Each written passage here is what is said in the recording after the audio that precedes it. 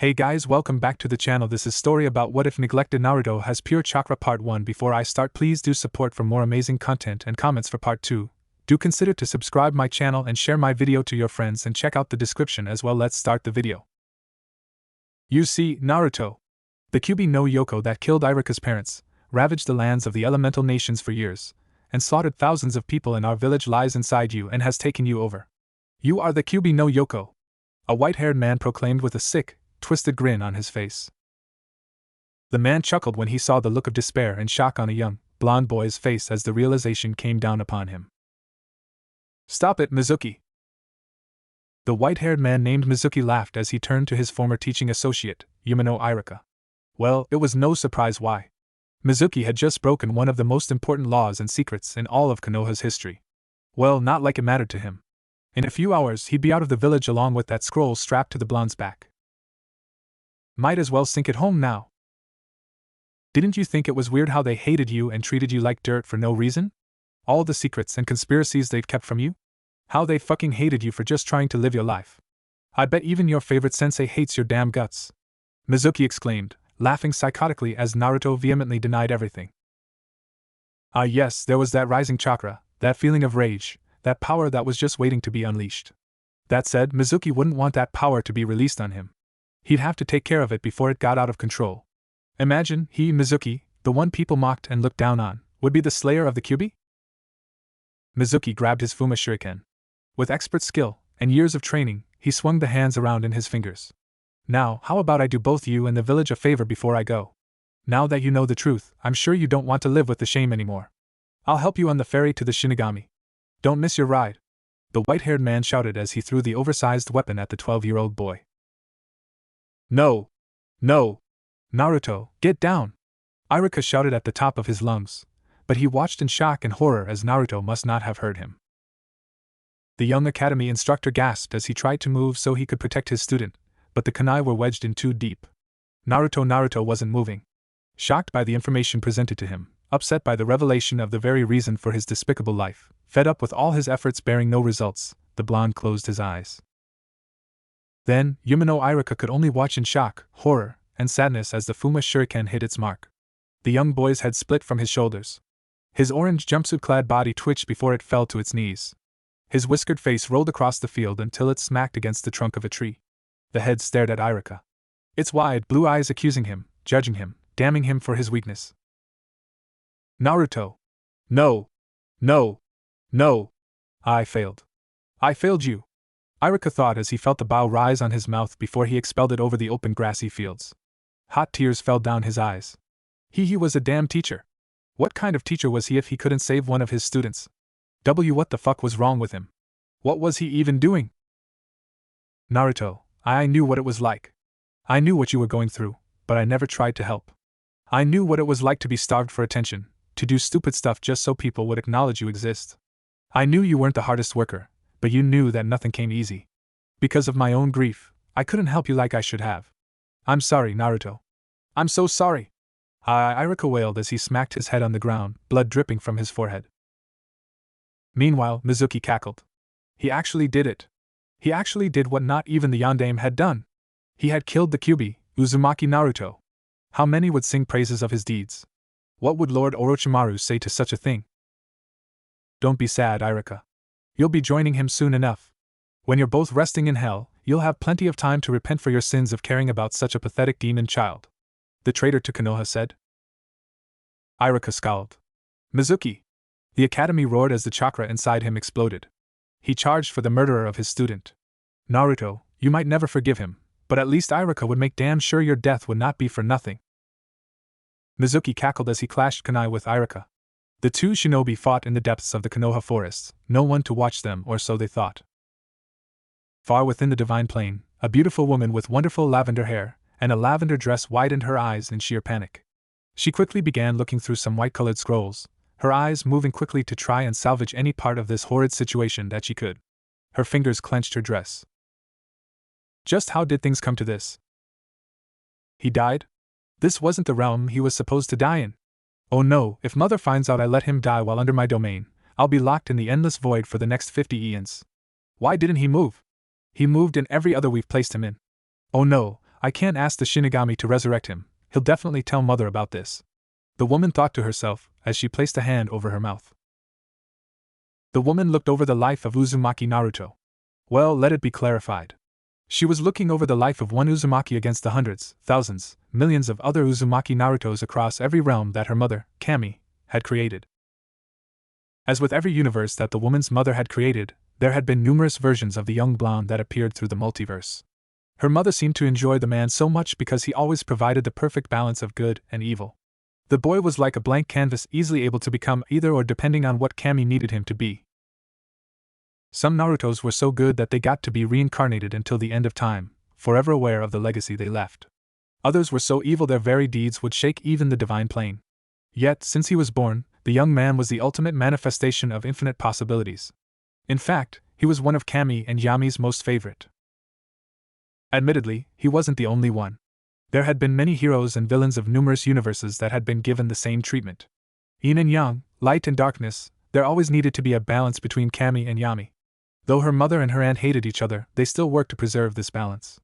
This balance between all these universes was vastly important. If it was disrupted, it would all die away, including the divine plane. And that was why the woman was panicking. This Naruto wasn't supposed to die yet. He was supposed to become another Hokage and lead his world, through his death, into an era of almost eternal peace. How did he die? It shouldn't have been possible. I don't know what to do. Should I just force the rebirth of another Naruto? But there are so many of them, I can't remember who is who. Mother, this is why I told you not to make so many, the woman said to herself before there came a knock on her door. Lady Tsukuyomi, your mother requires your presence. Lady Amaterasu and Lord Susanoo will be joining soon. I am told Lady Shinigami shall also be there, someone said behind the door. A meeting, mother? Now? Tsukuyomi, the goddess of the moon, exclaimed as she bit the side of her finger. I shall not be attending. Tell mother, I'll go to the next one, she replied. She didn't have time for this. She needed to fix this mistake before it came back to bite her in her royal, divine ass. I'm sorry, Lady Tsukuyomi, but that's not possible. Your mother demands you now. She has not forgotten that you've been absent from most. She warned me to tell you that should you not attend, she shall send you to the edge of eternity for 2 eons, the person behind the door said. Tsukuyomi shivered. The edge of eternity? That was way worse than the endless void. This one then. I'll rebirth this one and swap him out with the dead one. He was almost at the end of his life anyway. No one will question it. Ugh, what is this checklist? Yes. Yes. Yes. Yes. No. Damn it, yes to the rest. She thought before she waved the list of light away and got herself ready to meet with her mother, a sigh of relief that she fixed her mistake. Though no one was around to see, a harsh glow appeared over the decapitated blonde's body. What could only be described as some divine, white-colored seal appeared beneath the body.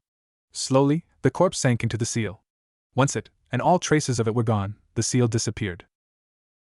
After that another seal appeared, this one was much larger, and blue in color. The seal glowed with a harsh light before a young boy came through. Just like the last, his hair was blonde and his cheeks were stained with whisker-like markings. The orange jumpsuit from the corpse quickly transferred to the unconscious boy on the ground. Then came a massive swirl of red chakra.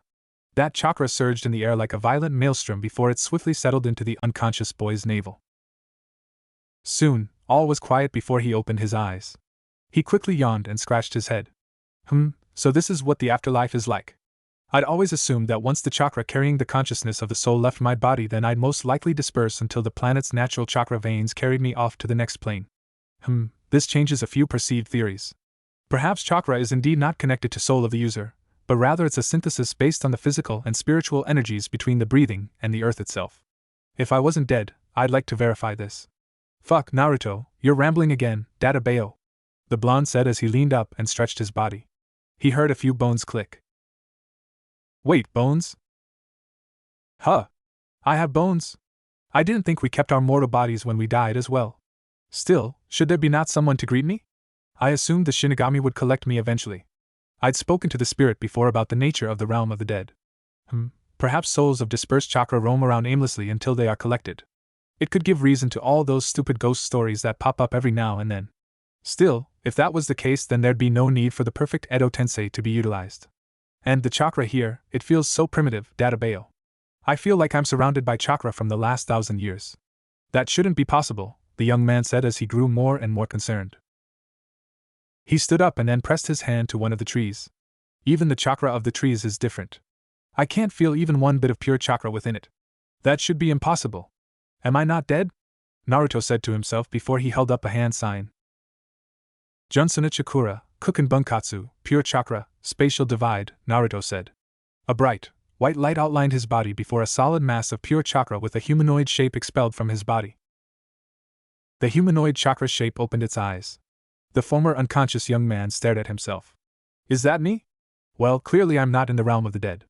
There were no theories that dying somehow reverted your age back to that of a child. Also, what are those clothes? I don't remember wearing those even when I was a child. How odd. I feel the pure chakra within me, but there is also something else in there. I see this primitive red chakra of a beast there as well. It lies dormant behind this seal on my stomach, he thought as he scratched his chin. The Shishofuin, for a simple seal. Who the hell even uses this anymore? I read this was used near the very first history of the shinobi. It's so outdated and worthless that you can't even classify it as a D-rank Fuinjutsu. Not even Genin would use this, there's simply better options. Have I traveled to the past? Naruto thought. No, that shouldn't be possible. If he did travel to the past, then the max he should have been able to go was when he was born. At least that was the theory of such a thing. If one person traveled back to the past, then that created a distortion which had the potential to unravel the very fabric of the elemental nations. Well, either that or the person just got to stay in the past. No, this couldn't be the past because the earth itself contained pure chakra. It had only been in his generation that he'd been the one to first discover and make use of it. His findings had changed the very structure of the elemental nations and rocketed it into a unified land of every nation and people with him at the very front of it. There was no pure chakra on this earth. In fact, dare he say from the millions of chakra signatures he felt, he was the only pure chakra user in the world. How was that possible? He had only one answer, one theory. Maybe this wasn't his Earth. Maybe he was on another Earth. The theory on more than one universe was only studied at the very end of his life. It would explain why he was a child when he should have been over 80 years old.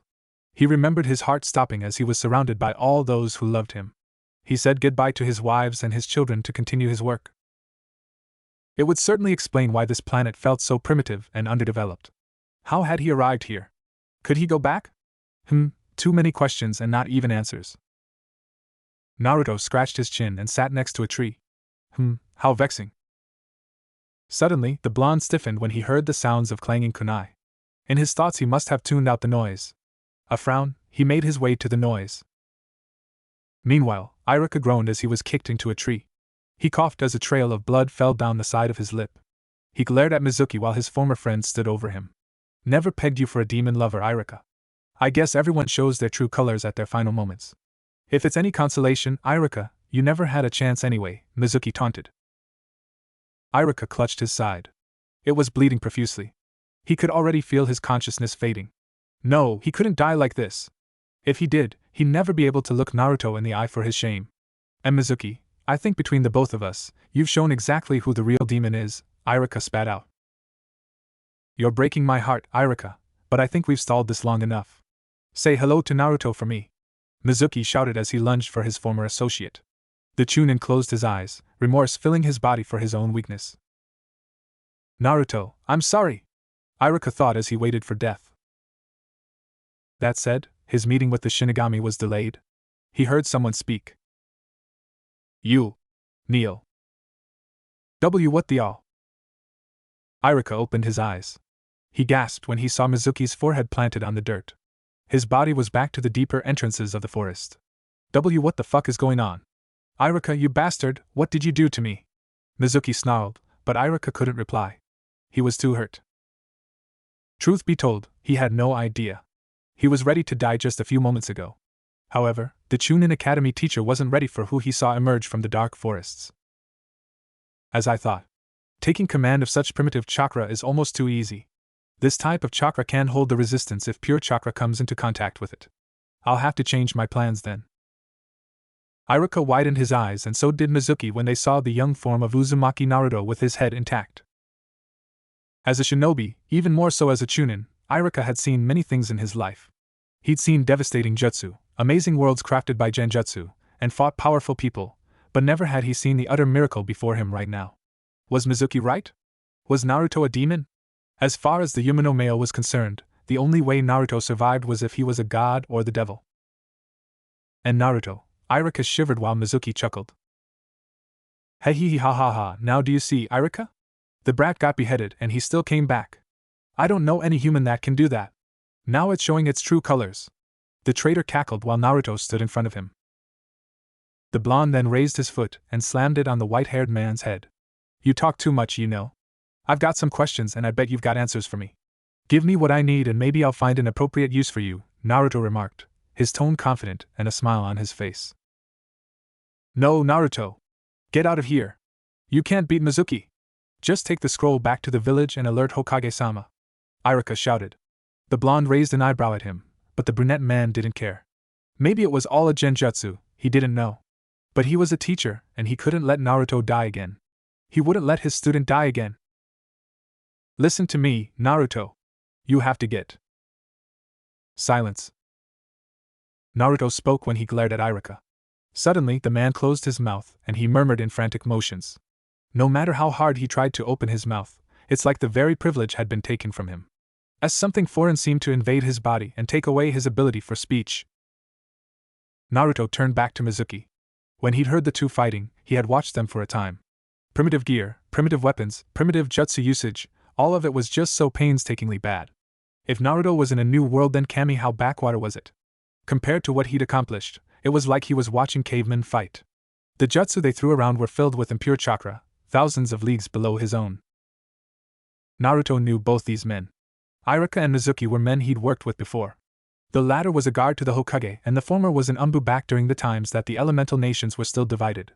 He worked with them because when he'd accessed the pure chakra of the veins in the earth, it was crucial for him to be protected. He'd fought in numerous battles with the two. But seeing these iterations of them fight, clearly they weren't the same as the ones he'd worked with. Now, he didn't know where the two had their allegiances.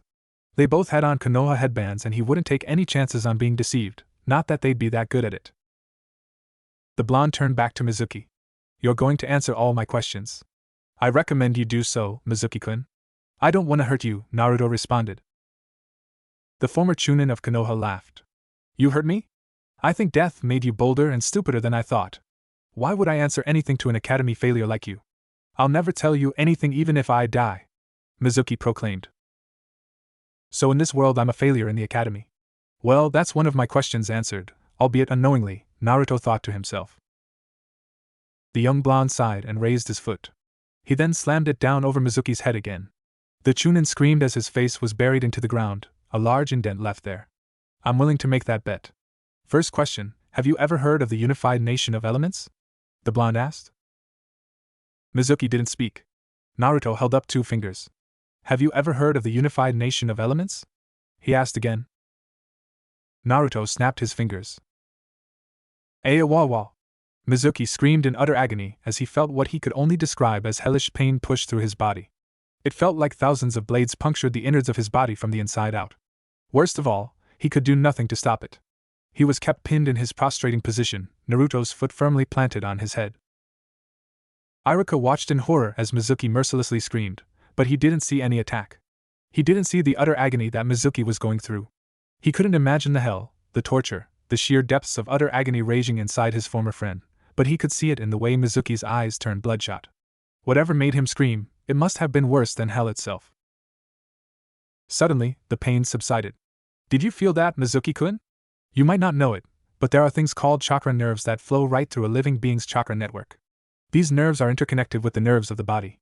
It's why some people claim their chakra feels warm, or sometimes it feels cold. The nerves react to that feeling and they are 50 times more sensitive than the regular body's nervous system. What I just did was use your own chakra to puncture both your chakra nerves and your body's nerves at the same time. You're actually stronger than I predicted. Anyone normal would have passed out from that, Naruto said with an upward smirk. Why, you damn demon! I knew you were a monster! Mizuki gargled upon his own spit as he glared murderously at the ground. Oh? And what exactly makes one a monster, Mizuki-kun? It can't be the death of others. That's a profession that's been happening since the first 2 mortals walked the earth. Perhaps it's the raw power. Well, when shinobi can bend the elements, it's hardly anything special. Is it killing for fun? Would you say that's worse or better than killing for money? So tell me, Mizuki-kun, what exactly is a monster to you? Naruto asked. I'll kill you! I'll fucking ahahagogagwai. Mizuki groaned as Naruto snapped his fingers again. Have you heard of the United Nations of Elements? Naruto asked. Still Mizuki did not answer. Niloyoya. Guawaya. Over and over for the next 20 minutes, Iruka was subjected to Mizuki's unholy screams as he watched his former student visibly torture the Konoha traitor. He constantly asked the same question over and over again. More and more blood started to see through Mizuki's pores and even from his eyes. The Yumino male wondered just how much his former friend could take before his body suddenly dropped. Naruto saw this as well and raised an eyebrow. He died. Interesting. If this is a new world, then the bodies here are also more fragile than I thought. Well, we can't have that, the blonde said as he placed a hand on Mizuki's back. He grunted as he pushed a wave of pure chakra through the white-haired man's body. Slowly, Iruka's eyes widened as the scars, cuts, and bruises on Mizuki's body disappeared. The blood seeped back into his body as if it never left in the first place. Then, the Chunin heard his former friend gasp. The look of terror in his eyes was evident. What the all? Mizuki screamed as Naruto slammed his head back into the ground. Congratulations on dying once, Mizuki-kun. I'll get my answers out of you and not even death will keep you from me unless I allow it. You just got jump-started with a small dose of my pure chakra. Be glad, you're the first primitive man here that's gotten it. I'd be interested in studying its effects on you at the time, but we're both pretty busy. Now then, have you heard of the United Nations of Elements? Naruto asked. Mizuki looked at the ground, scared. He thought he'd gotten away. He bit on his tongue and choked on his own blood to kill himself. The pain was too much. He couldn't take it. He had felt his life slipping away. He had won until he felt life kick him right in the face, the breath moving through his body and the pain right along with it. He had been brought back. He could feel his tongue strike his teeth. It had been repaired. He couldn't get away. Ahawawiya. The former Chunin of Konoha screamed. Again, he felt 1,000 chakra blades from his own chakra coils stabbing him through his chakra veins and the nerves in his body. All of them at the same time. It wasn't long before Mizuki died again. And again. And again. And again. And again. And again. His blood splattered over the grass and Iruka could do nothing but watch powerless and traumatized by the axe before him. Have you heard of the United Nations of Elements? Naruto asked as he prepared himself to snap his fingers again. And no, Naruto-sama. I haven't heard of the United Nations of Elements, Mizuki said, his voice a quiet tremble which made the blonde pause. Then this might actually be another elemental nations from where I was. I was also returned to my body as a child. Interesting, the blonde thought. Do you know what pure chakra is? He asked. And no, Naruto-sama, he answered. Where are we right now? The blonde asked. We're in Kanahigaku no Sato, the village hidden in the leaves, the white-haired man whimpered. Naruto's eyes narrowed. So even its name is different from mine. This truly might be another Konoha separate from my own. Obviously, someone brought me here. I'll have to find out why. This will require extreme investigation, the young man thought before he took his foot off Mizuki's head. Thank you, Mizuki-kun. Now one last thing and I'll let you go, Naruto said. He then channeled the pure chakra inside his body into his hand. Like a glowing limb of white fire, it coated his entire arm. He pressed his hand on Mizuki's head. Suddenly, the 12-year-old was assaulted with many memories of Mizuki from his birth until now, as well as his relationship regarding the young blonde.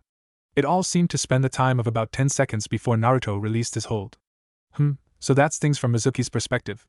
I'll have to get to a library, research everything I know about this place. Also, it doesn't seem I'm well liked, the blue-eyed boy said. Well, that one wasn't much of a surprise. Actually, let him correct that. It wasn't that he wasn't liked, but people feared him.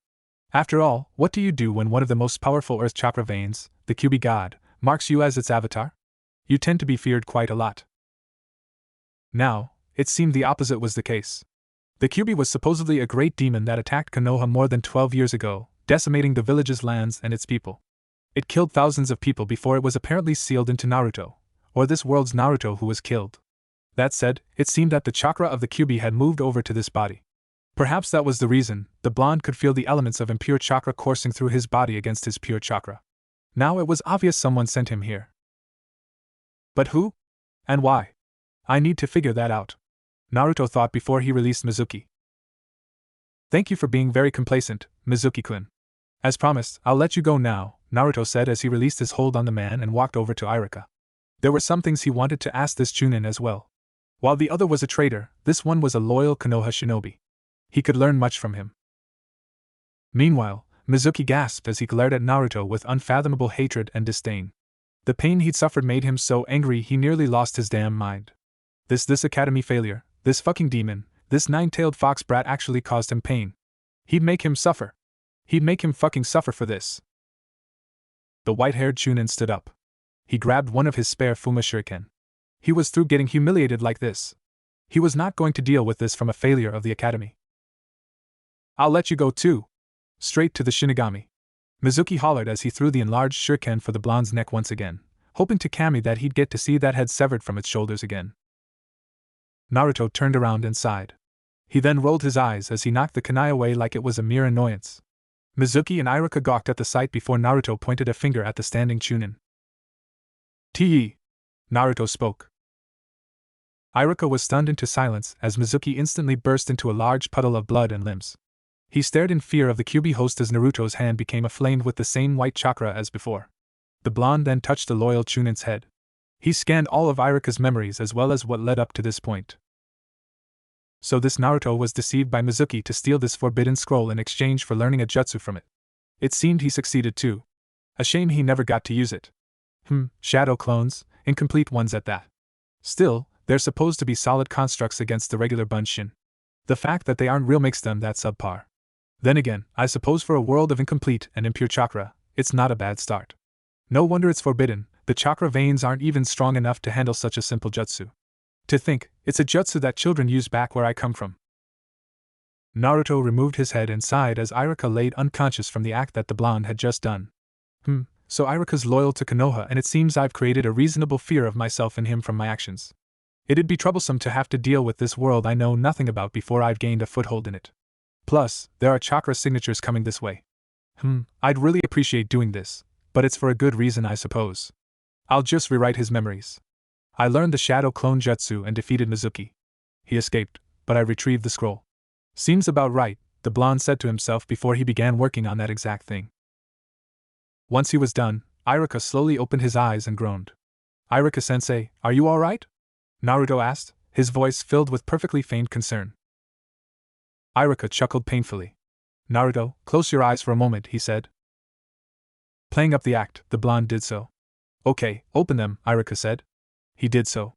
It seemed the memory rewrite worked better than he could have imagined. He saw the other Naruto's goggles in the deceased boy's former sensei's hand. On his own forehead was a Konoha Hittite forehead protector. Congratulations. You graduate, Iruka said with a large smile on his face as the sun began to rise over the horizon. Naruto's lips thinned. Should I really sell it? I don't really feel like it. TSK, whatever, I won't have to keep up this farce for very long, the blonde thought before he sobbed and tackled Iruka against a tree, thanking the man over and over. The Chunin chuckled while he grimaced in pain. Once this whole act was done, Iruka grabbed the scroll. Still, stealing the scroll. That was very stupid, Naruto. You can't just trust everything adults say.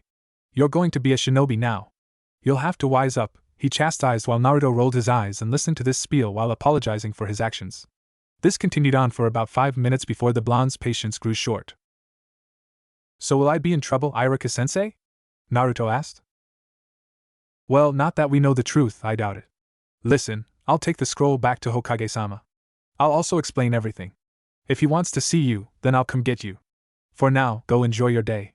However, be ready, we'll need to get your picture taken for your shinobi license and registration. Next week, be at the academy, there you will be assigned your team and Jonin-sensei, Iruka said. I see.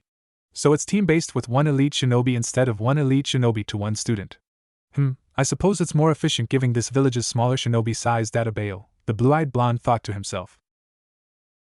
Are you sure, Iruka-sensei? You're hurt, he exclaimed. Ha ha ha, I'm tougher than I look. Now go. I sense some people coming anyway, he said. Seeing that to be the case, Naruto nodded and waved goodbye as he ran off. Once he was out of view, his eyes lost their warmth. Finally, he'd grown sick of that nonsense. The young Uzumaki quickly entered the more populated parts of the village. It must have been really early because no one was out yet. He surveyed the buildings, the dirt roads, and the shinobi that seemed to be running around on the rooftops. I see. They're even less advanced than I thought. A lot of wasted movements, and imbalanced chakra in all of them. I never even thought such a nation could function like this. They're also not that inconspicuous with their hidden facilities, he thought with narrowed eyes when he looked at the ground. Numerous chakra signatures lay beneath him, some larger than others. Hoping to collect himself, Naruto decided to head to what he assumed was home first. He found it easily enough. A small apartment complex in some sector of the village. He snorted. He'd really hit rock bottom, especially when he opened his room and noticed just how much of a slob the other Naruto was. I've heard greatness is suffering, but I've never wanted to kill myself so badly. How much of a slob was he? Naruto asked himself as he looked around the rooms of his new home. Expired milk, moldy bread, bags of trash in a corner, empty cups of ramen, dried clothes hung on wires. He pinched the bridge of his nose. Sure, he was no paragon of cleanliness either, but this was unacceptable. He'd never complain about a maid's duties again. Well, whatever, he thought as he began cleaning up the room. He couldn't think with all this shit in here. He held up a hand sign. Junsuna Chakura, Bunshin no Jutsu, Pure Chakra, Clone Technique. Naruto claimed and created 3 clones. Let's get to work, he said. Yes, sir, they replied. So Naruto and the clones cleaned up the apartment until it was up to his standards. He cleaned the sink, rinsed out the dishes, swept and mopped the floor, and folded the clothes. He also cleaned the sheets of his bed. When he opened the food containers, he chuckled. Well, at least I had good taste. Nice ramen collection, Naruto thought before he closed the cabinets. A few hours passed by, but finally the apartment looked presentable. It was actually a shame. Despite it being his home, he felt like he was intruding a little bit. From what Naruto saw between the lives of this Naruto, Iruka, and Mizuki, the young man's life wasn't a joy-filled one. He never got to fulfill his dream of being the Hokage. Quite the tragedy. Either way, the blonde sat on his bed and stared outside. Once he was sure he was alone, he held up his hand and made a hand sign. Kaimon, he spoke, and a small box appeared in front of him. It fell into his hands. He opened it and reached inside. Once he found what he was looking for, he pulled it out. Alright, Forbidden Scroll, let's see what you're actually made of, Naruto thought to himself. Sorry, Iruka. You and the rest of Konoha would have to settle for a perfect replica of the Forbidden Scroll. This information was much too vital to let you have and not research. It wasn't exactly hard to replicate. It seemed Iruka and Mizuki forgot about the scroll in their fight. Well, whatever. That wasn't his problem. As Naruto opened the scroll, his frown got deeper and deeper. Each technique he read, he shook his head. TCH, basic, incomplete, primitive, incorrect, worthless, Naruto grumbled as he looked through each technique. Honestly, how had these people not fucking killed themselves yet? The young blonde chuckled disbelievingly. Just what kind of people were these? Shadow clones, 8 trigram sealing, Shinigami summoning, all of this was freaking worthless shit. Where he came from, genin could perform all of this in their sleep. What the fuck kind of backwater world was he summoned to? They're so behind they think a Kekai Genkai is based on family genetic structure. Oh fuck, Naruto thought as he rubbed his temples. Okay, he could work with this. First things first, information. Yes, that's what he needed. First stop, the library. Naruto did just that. He quickly redressed himself and dashed towards the library. Thanks to the other Naruto's memories, he had a good layout of the village. Plus, there was no need to be on the streets. While he didn't care about the villagers either way, he'd rather not draw the attention of them if he didn't need to. He entered the library and until night spent all his time in the library reading through every book he could find and map aloud to him. Those who frequented the library stared in utter shock as the blonde piled mountains and mountains of books on top of one another. Even the librarian had to come over and question if he was reading all of them. That is what books are for, no. The QB host replied before he was left alone. By the time Naruto got back to his other self's apartment, he was exhausted. No, not from the reading. That was actually rather insightful. It was the stupidity of every single piece of information presented to him that was driving him insane. Okay, I'm just about to exclude all the wrong shit about jutsu and chakra theory in all of these books. I'll go fucking insane if I don't. Okay, let me just focus on the history. So Konoha was founded by Uchiha Madara and Senju Hashirama. They had a falling out and Madara presumably died from the fallout. Hashirama then died sometime before or during the First Great Shinobi War. Then came Hashirama's brother, Tobirama. Following him was the Sandaime, and then the Yondaime. If we're keeping with the principle of parallel worlds, then I assume that Naruto was the son of Minato Namikaze just as I was. I wonder why he wasn't told, Naruto thought to himself before he sighed. Then there's the fact that Mizuki was going to give the scroll to Orochimaru. The latter's a part of a group called the Sannin consisting of the Toad Sage, Jiraiya, Slug Queen, Tsunade, and Serpent's Tongue, Orochimaru. In this world, all three are legendary figures. Orochimaru's a defect from Konoha for insane experiments. Tsunade constructed the principles of medical ninjutsu, and Jiraiya is said to possess an extensive spy network in favor of the village. The highest chakra signatures aren't them. The highest seems to be the Sandaime in the Hokage Tower. Naruto leaned on his bed and stared at the ceiling. This world, why was it so far behind? Why was he called here? Maybe he was supposed to help advance it, but what good would that do him? He didn't know, and Uzumaki Naruto didn't like not knowing things. Finally, the young genin sighed. Whatever. I'll think on this later.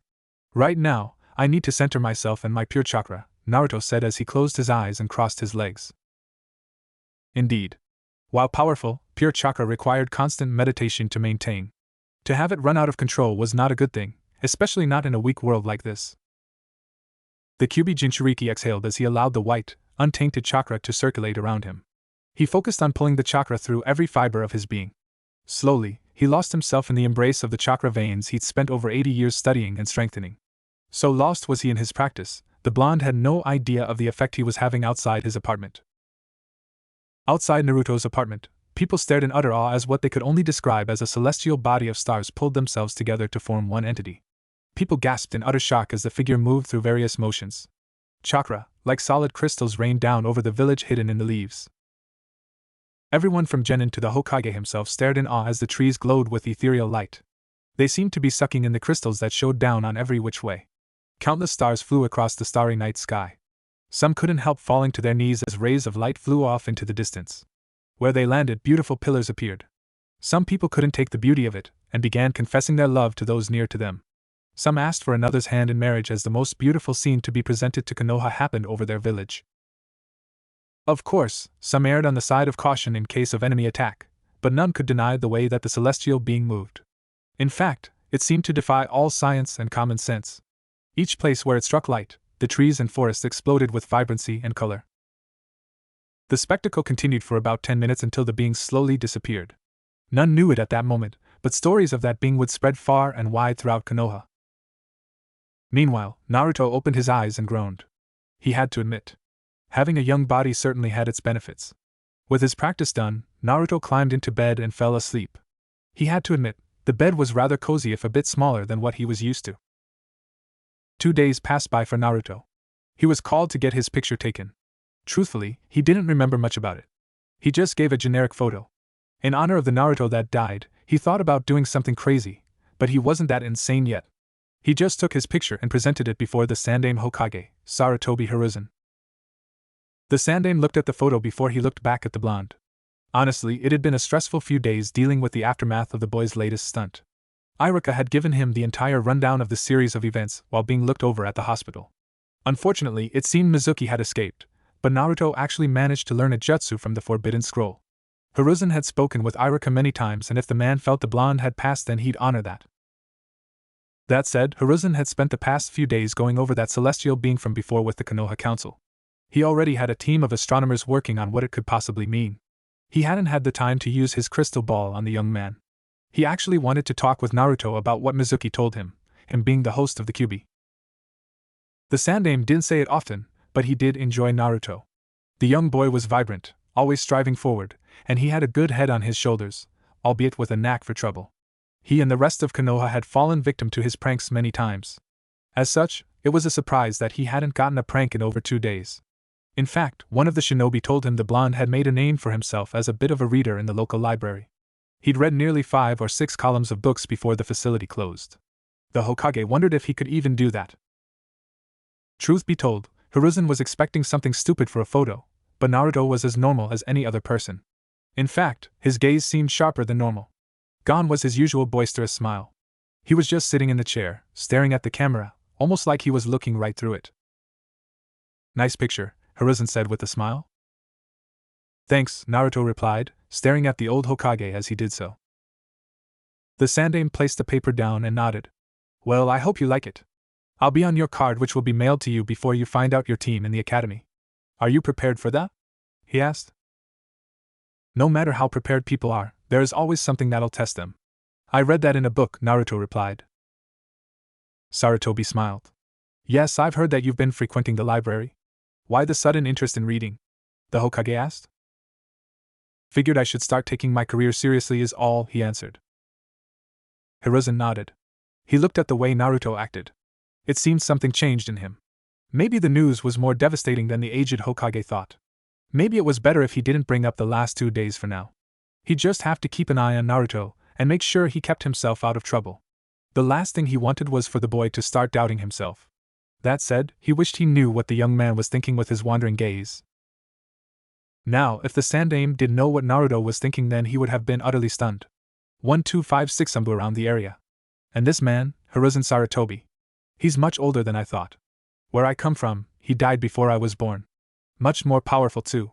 Though I shouldn't be surprised, if this is what they've worked on, then it's no wonder this one's weaker than the one in my world. Even in this one, not an ounce of pure chakra. I'm starting to wonder if these people only survived because Kami willed it, the young genin thought before he shook his head. Well, I'm glad you've decided to take the steps toward your future. However, you must never let what happened with Mizuki happen again. You're a part of the people that guard Konoha. To be tricked could place the entire village in danger, Hiruzen said. Naruto inwardly smiled. That sounded rather laughable since the other Naruto had basically been tricked his whole life. Still, that wasn't worth getting angry over. I'll keep that in mind. Is that all? He asked. Sarutobi nodded. Yes, you're dismissed, he answered. As Naruto got up, the door suddenly opened. Gigi, the time has come for you to give me the title of Hokage. I'm gonna take you down here and now. Ha! Naruto raised an eyebrow when he saw a boy, even younger than him, charge at the leader of the village with nothing but a shuriken. He ran as fast as he could before he tripped over his blue scarf and banged his head on the floor. Someone please save Naruto. Oh, the boy said before a jonin came through the door. Honorable grandson, are you alright? A man with glasses asked. Yeah, now was the time for Naruto to split. He quickly moved out the room while the young boy wondered who the hell had tripped him up. It couldn't have been himself. He'd never be that clumsy. Anyway, Naruto ignored the looks sent his way. Well, rather than ignored. He disregarded them entirely. His thoughts were too preoccupied with how his first meeting with the Sandaime Hokage had gone. Well, he's certainly powerful enough with that type of chakra, I guess. Much older than I thought. Still not great. He thought to himself. Well, now that the identification nonsense was out of the way, the blonde could spend some time on some of his other plans for today. Or not. He frowned when he felt someone watching him. He could sense the chakra in the air. If he had to guess, then he'd bet it was the Hokage whom he just left. Not a very discreet shinobi technique, but everything about this world was subpar, so there wasn't much he could do about it. Sure, he could cancel out the jutsu, but why would he give himself added suspicion? Just hurry up and get bored of me. I've got things I need to test this week before this ridiculous team setup happens, Naruto thought to himself as he decided to walk around the village. He supposed it'd be a good time to walk around the village and gather whatever crummy tools he could.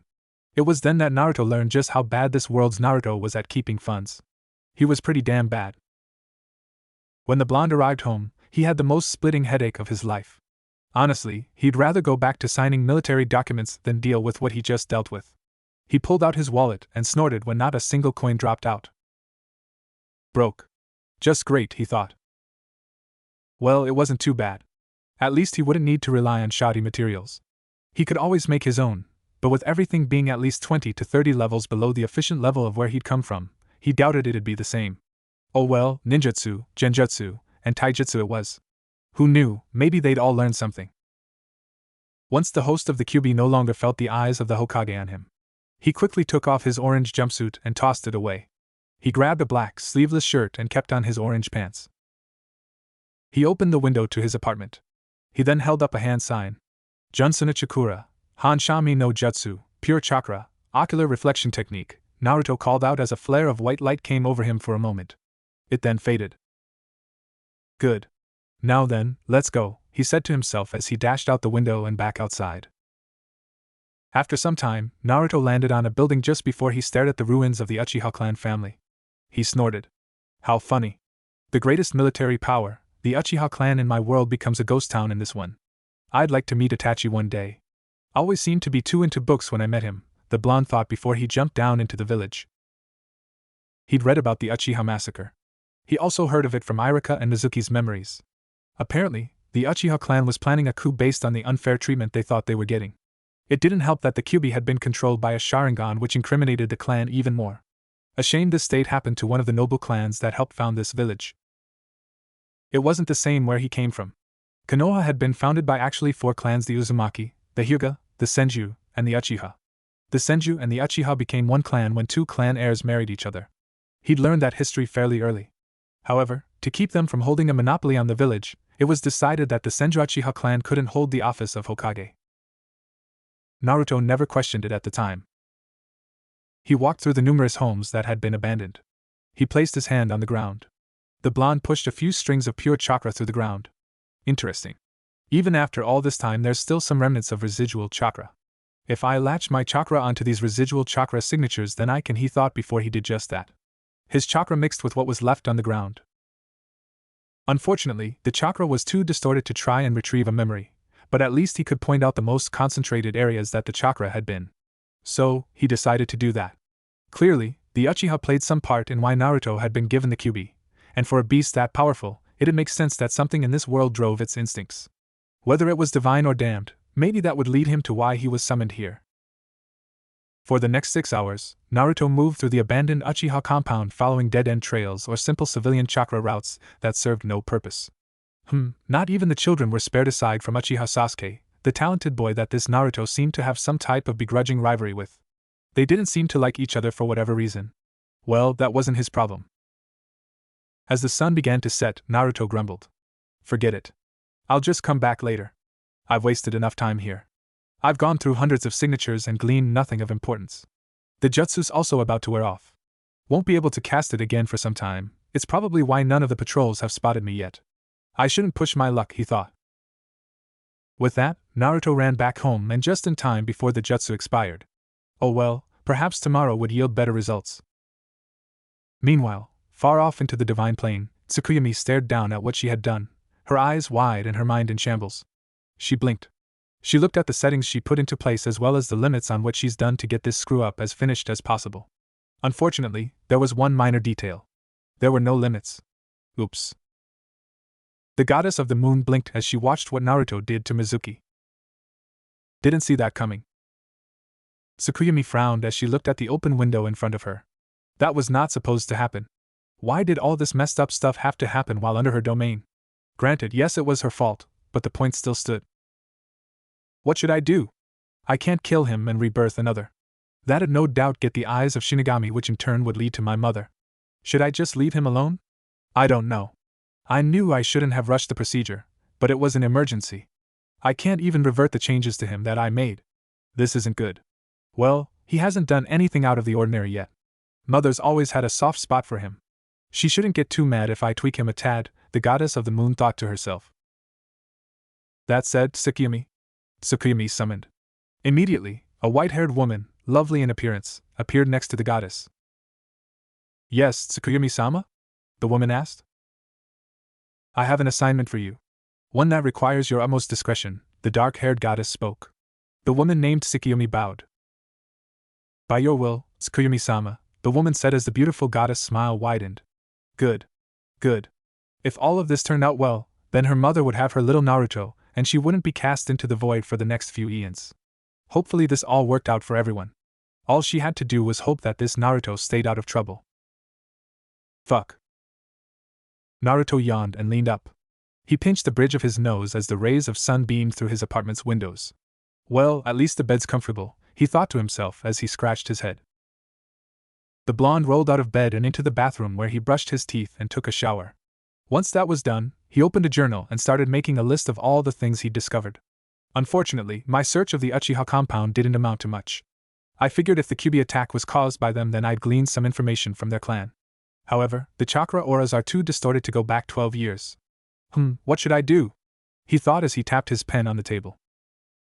Unfortunately, The only Uchiha left alive was Sasuke, and the two basically had no relationship to speak of. He could ask him, but the blonde had a feeling that wouldn't amount to much.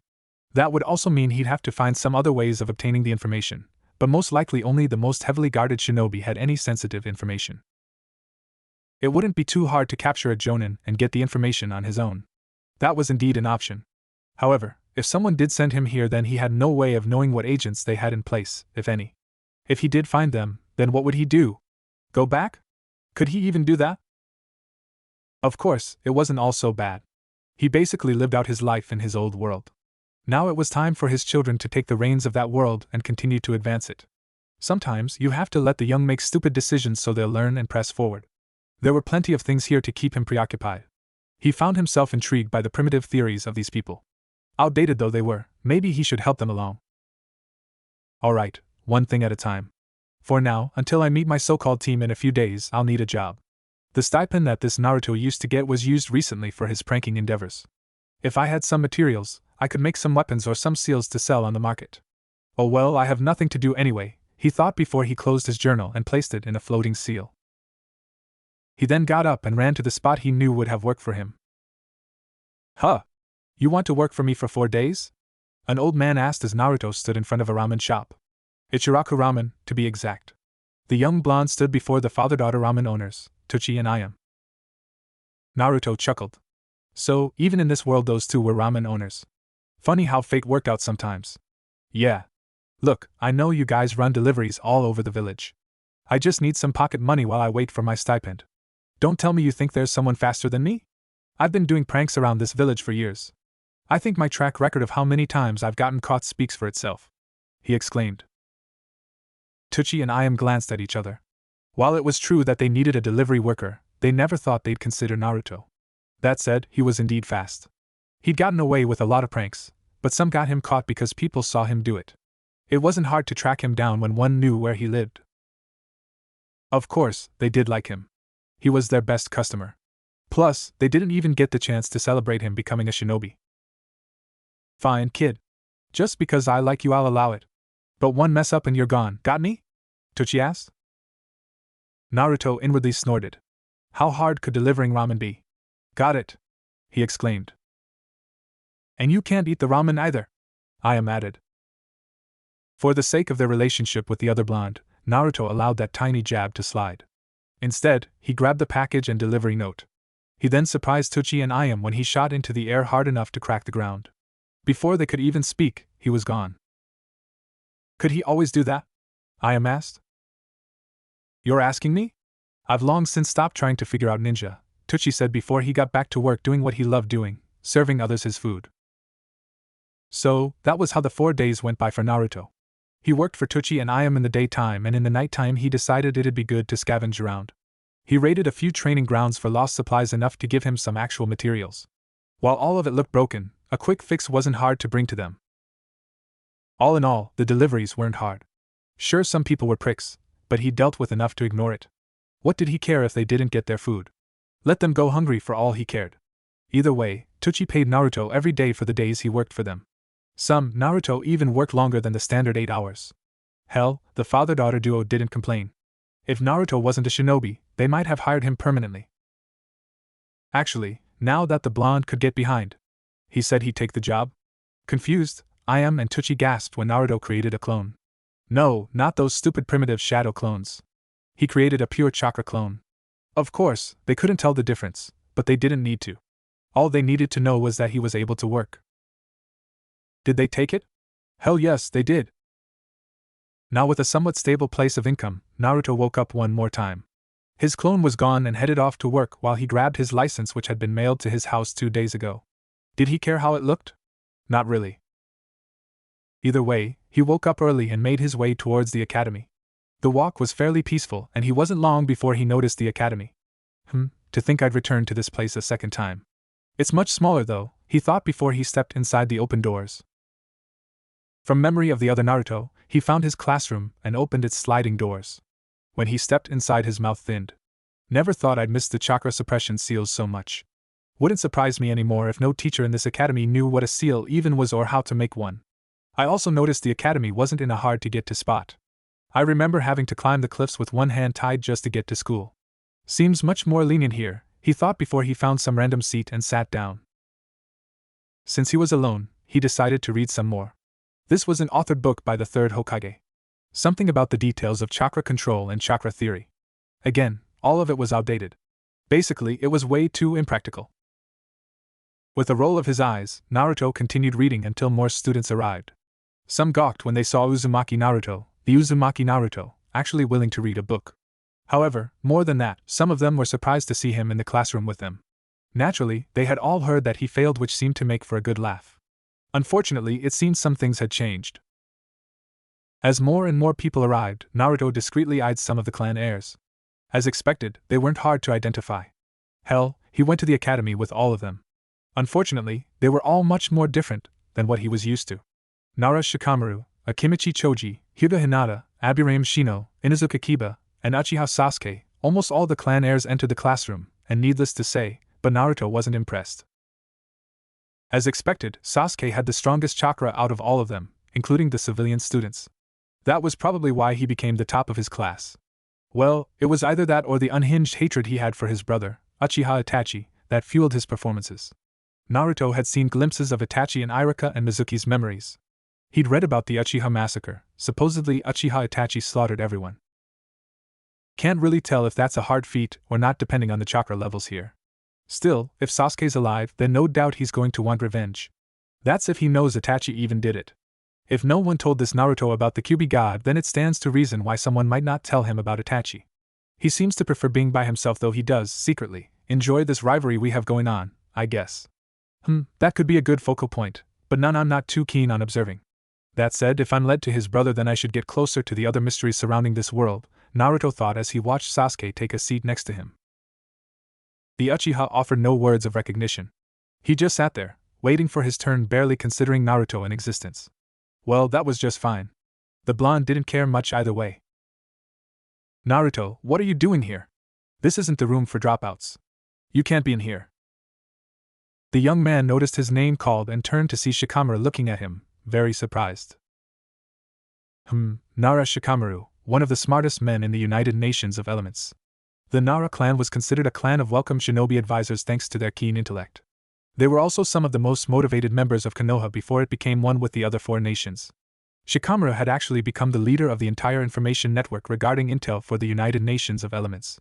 His keen intellect had won numerous awards and medals in the fields of battle, where he'd been promoted to Jonin in just 1 year of leaving the academy. Naruto had worked with him before, and why wouldn't he? After all, the Nara was the blonde's right-hand man.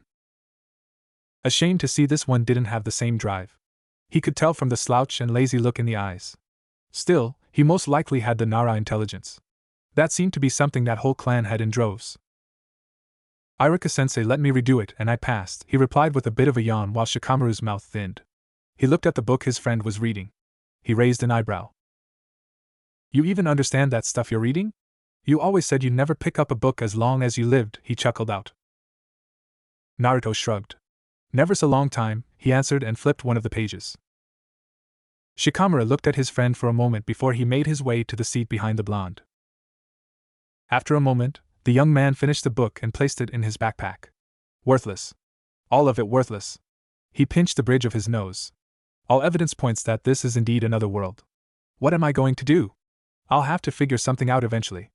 Also, why does Hinata keep looking at me? He thought as he felt the Hyuga gaze on him. He sighed. He and Hinata were not friends in his world. Hell, they were barely even acquaintances. Neither really spoke to the other unless they had to. Despite being part of the four clans that helped found Konoha, the Hyuga and the Uzumaki had a general dislike of each other. At most, they tolerated the other. Whatever. I don't have time to figure her out. What should I do? The blonde agonized to himself as he thought over his next course of action. I win. I got here first. Everyone in the classroom gave pause when two young girls came through the door, one with pink hair and the other with light blonde hair. Both glared at each other. Wow, look at you, Sakura, racing to school. I see you still haven't grown up, the blonde said to the one with pink hair named Sakura. It's called power walking, you know. You'd know something about it if you exercised from that flab on your stomach. The girl called Sakura chuckled as she panted in uneven breaths. Once she regained herself, her eyes quickly scanned the room. When she found her target, she wasted no time and hurried over through the desks until she came forward. Hello, Sasuke-kun, nice day isn't it? Sakura asked with her best smile. The young Uchiha turned to her. His face remained even, unconcerned and uninterested. He had been thinking about who his teammates would be. If he was going to have to work in a cell, then he hoped it would be with people who stayed out of his way. The fact that he even had to attend this little sensei meetup was annoying. He had better things to do. Seeing the Uchiha not answer her, Sakura gulped. Okay, Sakura, you've got his interest. Just play it forward, she told herself. Would you mind if I sat next to you? Who knows, we might be on the same team so maybe we could get to know each other better, she asked, her voice shaking with each uttered word as her mind took her to fantasies untold. First, they'd be on the same team, then they'd start out as friends, then they'd be something more KYH. Suddenly, Sakura found her arm grabbed. Hey, why should you get to sit next to Sasuke-kun? Ino asked. Ha! I got here first. Of course, I'm going to sit next to Sasuke-kun. Sakura growled as she and the Yamanaka heiress glared at each other. Hey, I was here before both of you. I'm sitting next to Sasuke-kun. No, I am. I was here before all of you. No, I was. I was. No, me. Me. Me. Me. Me. Me. Me. Would you all fucking shut up? As if a balloon had popped, everyone in the class stood or sat in utter shock as Naruto roared at the girls fighting right next to him. This was fucking stupid. How the hell was he supposed to think with all this damn arguing over a damn preteen heartthrob? Fuck, this world was starting to piss him off. The girls widened their eyes as they stared at the blonde who just erupted in front of them. Even Sasuke was a bit shocked at the outburst. Once things quieted down, Naruto scowled as he sat in his chair. This world was bullshit. All of it was fucking bullshit. Why couldn't he just die at his old age and enter the afterlife? Why'd he have to fucking suffer this shit? Not even the theories on chakra displacement and redistribution had angered him so much. He had even made theories on the complex formulas between Hashigakure star training and the chakra veins of the earth that infuriated him less. Now, all that was left was what he was going to. Naruto paused. He felt something strike his head. He'd been so lost in thought that the blow didn't even really faze him until he became aware of this light itching sensation. He turned his head and he noticed a fist, courtesy of Sakura, clenched from the blow she just dealt to him. His eyes narrowed. He quickly released a burst of pure chakra so fast that no one would have seen or felt it. However, it quickly disrupted the connection of the one he knew who was observing him. That damned Sandaime. Who are you telling to shut up, Naruto? Why are you even here? In case you forgot, this is a classroom for those who passed. I don't know where you stole that headband from, but you should return it. This isn't a game. This is why no one likes you. You always pull stupid stuff like. Kneel. Suddenly, Sakura felt a shiver run through her spine. Everyone stood up in utter shock as the young girl fell to her knees and placed her forehead on the floor. What the Sakura, what are you? Ino began to say before Naruto pointed a finger at her. Silence, he said, and, just like with Iruka, Ino's voice was silenced. Her mouth closed, and she couldn't open it. Everyone backed away from Naruto as he stood up and towered over Sakura. Then, in a moment that shocked those present, he raised his foot and slammed it over her head. Sasuke widened his eyes. Kiba and Shikamaru gawked. Even Hinata and Chuji gasped in astonishment at what the Kyuubi Jinchuriki was doing. No one had ever seen him do this before. Girls like you are prettiest when they keep their mouths shut, Harino Sakura. I'm actually surprised you passed the course given your abysmal chakra reserves. To think I actually had some respect for you at one point. You should be thankful that I'm lenient, Databeo. Most people have died for less than striking me. Do it again, and forget Sasuke, but I'll make sure no man ever finds you desirable. Understood? Naruto asked, pressing his foot harder on the young girl's head. It hurts, she exclaimed, but Naruto pressed down harder. Sakura squirmed beneath him as she tried to raise her head, but the pain of his foot against her was more than she could take. She felt like she was trying to lift up a large boulder filled with iron. It was starting to hurt a lot. As the pain escalated, she started to cry. Sorry, I didn't catch that. Mind repeating yourself? He asked. I understand, Naruto. Sakura whimpered. Once she said that, Naruto took his foot off her head and nodded. Good. Now go sit somewhere else. You're bothering me, the blonde said before Sakura and Ino realized they could lean up and talk again. How he wondered what Hiruzen's face must have looked like when his little technique started working again. Quickly, everyone gave Naruto a wide berth, freaked out by what they had seen. Even Sasuke was looking at the blonde like he'd never seen him before in his entire life. What the hell was that? How did he make her fall that easily? Sasuke thought to himself as he watched Naruto pull out a piece of paper and begin writing on it. As Naruto stared at the piece of paper, his mind oblivious to the students staring at him, he suddenly felt something click within his mind. There's an idea. However, I'll have to play this carefully. I could extract the memories from the Sandaime Hokage, and what he knows. However, I can't extract his memories and guard against his guards at the same time. No doubt they're always around him in some capacity. Well, this Naruto seemed to have a good relationship with the Sandaime Hokage from what I've gathered. I could make use of that, Naruto thought to himself as he continued to write on his piece of paper. After some time, Iruka came through the door, a handful of papers in his hand. He noticed the tenseness in the room. Everyone seemed to be looking at Naruto, even Sasuke. They all almost looked fearful. The Chunin sighed. What prank did the troublemaker pull this time? It hadn't been the first time the class was scared of the blonde's pranking ability. Hopefully, it'd be the last after today. Alright all of you, this'll be my last lecture to you, so make sure that you listen well. As of today, you are all shinobi, members of Konoha, and young bearers of the Will of Fire. I know it will be difficult, and downright horrible for most of you, but I believe in you. You are the next protectors of this village. You've all faced many hardships, struggles, and painstaking hours of practice to get here, but that's nothing. What you will endure next will surely test your resolve. As of today, you are all genin, a low-level shinobi. All genin shall be grouped into 3-man cells. Each of them will be led by a jonin, an elite shinobi, Iruka said to everyone. The young students began murmuring to themselves while Naruto narrowed his eyes. TSK, such a waste of time. Whoever made this type of system must not have had too many elite shinobi to work with.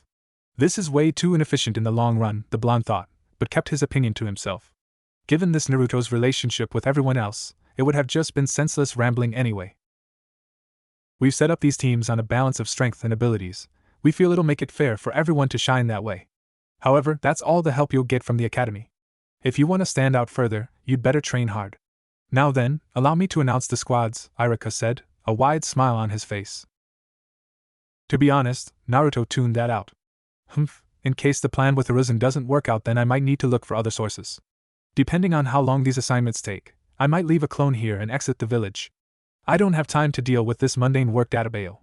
I'll also need some people to test my theories on. I think I know where to look also. Plus, I want to take a look at the Earth's chakra veins as well. I'll need to go somewhere far for that, farther than what's currently available to me, the blonde thought to himself. Team 7, Uzumaki Naruto, Haruno Sakura. Some people shivered and looked at the pink-haired girl with a mixture of pity.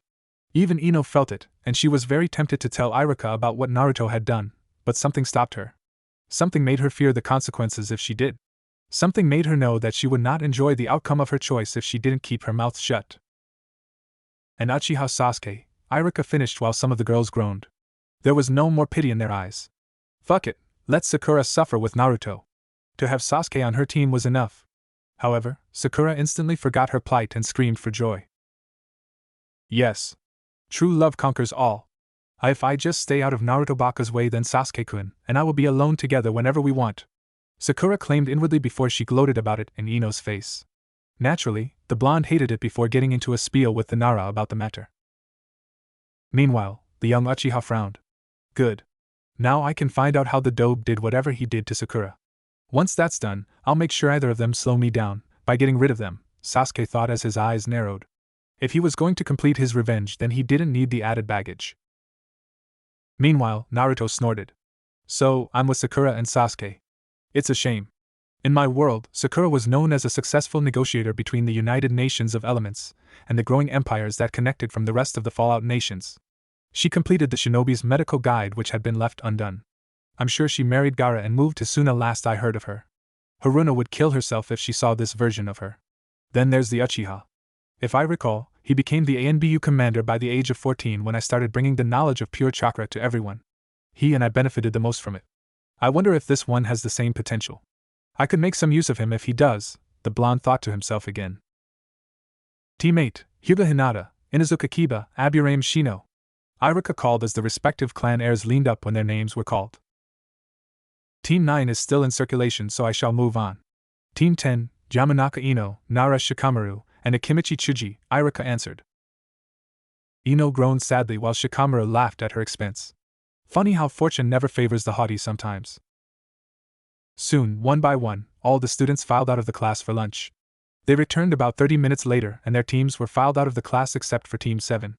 Naruto decided to stay in the classroom, and when Sasuke and Sakura returned, he noticed the Uchiha's angry expression along with Sakura's solemn one. Young love truly fucking sucks. That said, he cared for neither and waited with them. Soon 30 minutes passed. 1 hour passed. 2 hours passed. Man, our sensei sure is late. Don't you think so, Sasuke-kun? Sakura asked the Uchiha who sat on the other side of the room. She sat with him while Naruto sat on the other side of the room. Unknown to either of them, Naruto's patience was wearing thin. He had important things to do, and they were getting delayed with each passing hour. Not to mention the fact that he saw the Sandaime and Hatake Kakashi enter his apartment. True, he didn't fortify it since that would have raised suspicions, but that was beside the point. The blonde had been watching the two and he had to guess that Kakashi was going to be their Jonin sensei. Not only did he go to Naruto's apartment, but he also went to Sasuke and Sakura's home as well. To be honest, Naruto was surprised. He'd heard of Kakashi. The man had been Sasuke's instructor before the boy made it to Umbu Commander. He was one of the most powerful shinobi before the world came to know of pure chakra, and he was one of the most powerful after its exposure. In an alliance between Kirigakure and Konohagakure, Kakashi and Jonin Commander, Terumi Mei, were married off with the former going to live with the latter. The many times that Naruto had journeyed to the village, he'd seen a few kids from them. Apparently, even Kakashi's father decided to move to the village to be with his son and teach his children swordsmanship. That only further strengthened the ties between Kiri and Konoha. That nation sure loved its bloodline people. Unfortunately, that didn't seem to be the case with this world. There's even a war going on over there at this moment. Might be worth investigating, the blonde thought to himself. A few more minutes of observing Hiruzen and Kakashi passed before Naruto ceased his viewing. It seemed their Jonin sensei finally decided to pay them a visit. How polite. Naruto turned his head to the door just as it slid open. Sasuke and Sakura perked up as well when they all saw the silver-haired Jonin come through the door, his only visible eye lazily staring at them all. If I had to give my first impressions on all of you, then I'd say you all look like a bunch of idiots. Anyway, follow me, he said as he turned around and left. Did he call us idiots? Sakura asked while Sasuke scowled. Naruto rolled his eyes and slipped out of his desk. He spoke to neither as he stuffed his hands in his pockets and followed after the Jonin. It wasn't long before Sasuke and Sakura followed suit as well. The group of 4 marched up to the roof of the academy. Naruto watched Kakashi lean against the railing. He decided to lean against one of the white arches that helped design the roof. Then, his new teammates, Sakura and Sasuke, came as well. He watched them take a seat on the steps. Everyone sighed as a cool breeze came over them for a moment before Kakashi spoke. Alright, glad to see you 3 can follow basic instructions. Let's hope it stays that way. Anyway, I think it's about time we all learn about each other. We're gonna be a team after all, right? So why don't we do some introductions? He asked. Sakura cocked her head to the side. Introductions? What for? She asked. Kakashi sighed. I see some of us have selective hearing. We're gonna be a team. We have to find out about ourselves.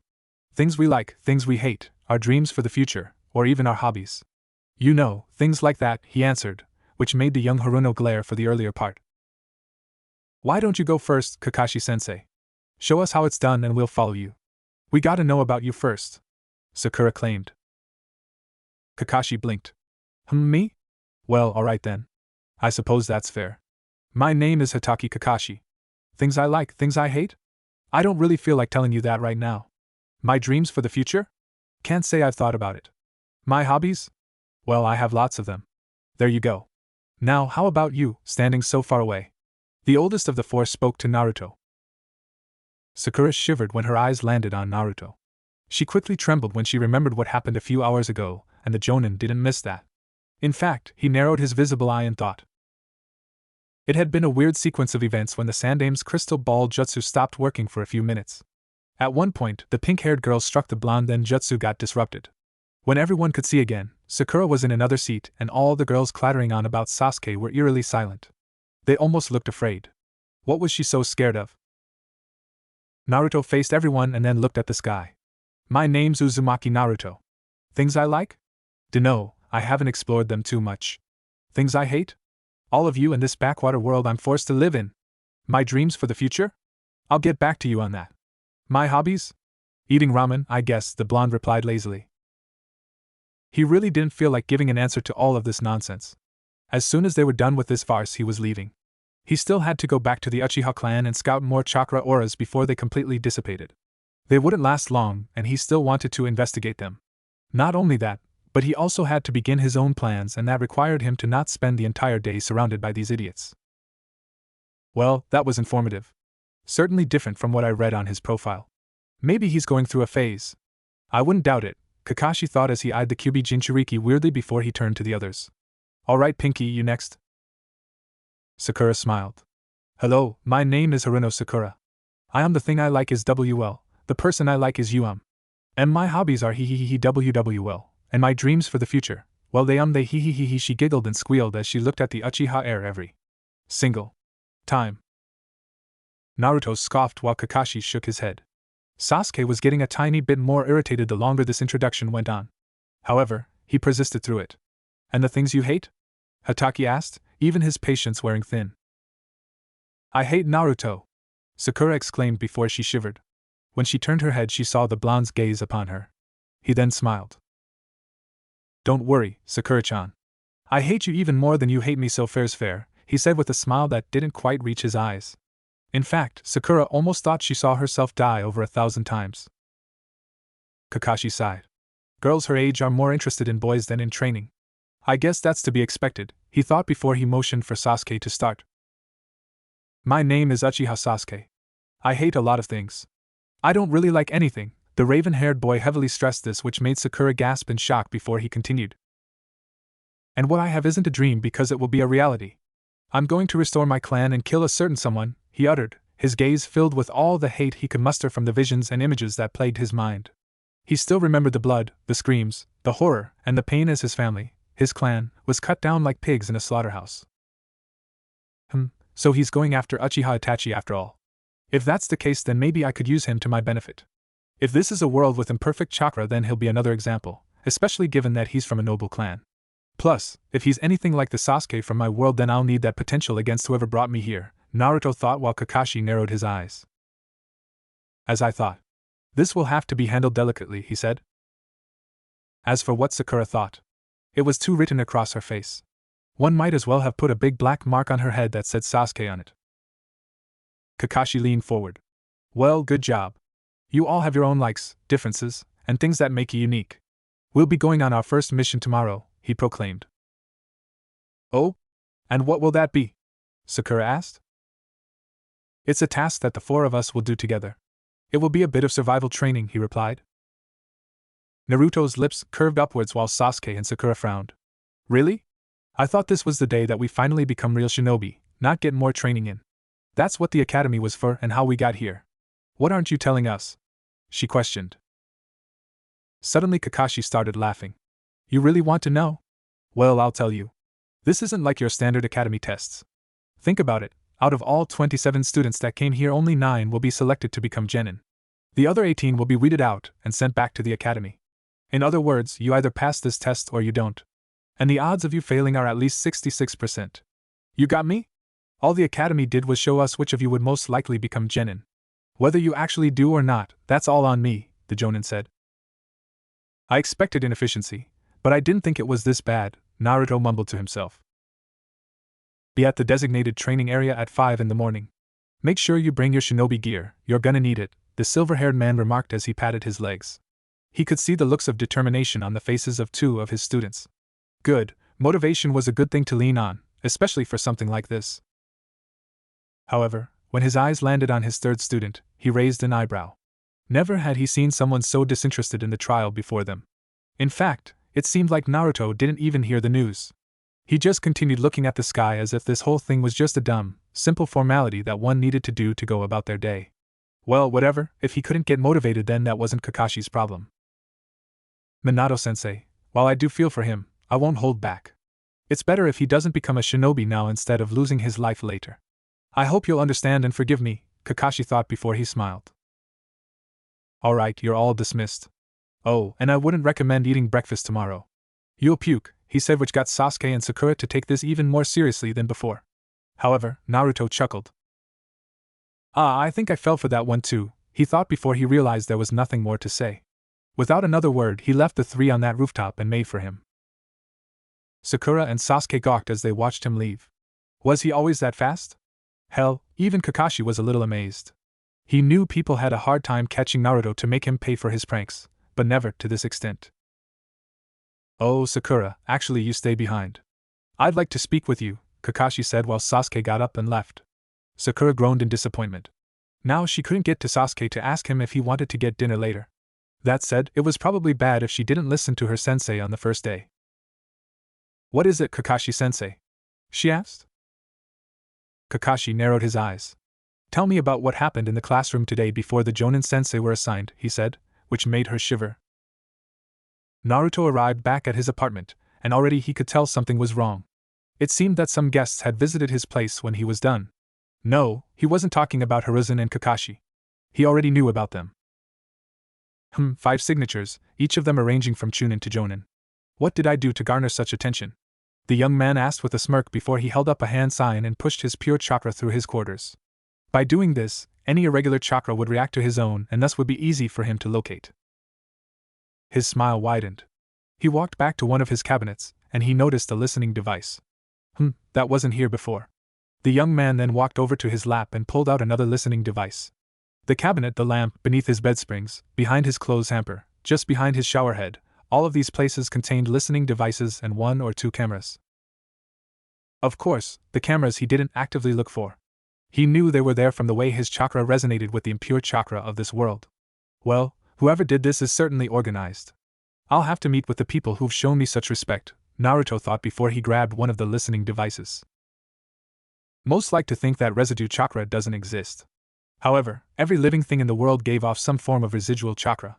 No matter what a person touched, no matter how great their mastery, they left tiny traces of their chakra everywhere. Naturally, this chakra didn't stay long, usually absorbed by natural chakra that flowed through the air. Even pure chakra wasn't exempt from this, but pure chakra was such a refined natural energy that it only lingered for maybe 1 or 2 minutes before dissipating. Anyway, what Naruto was getting at here was that each of these tracers had some impure chakra imprints on them.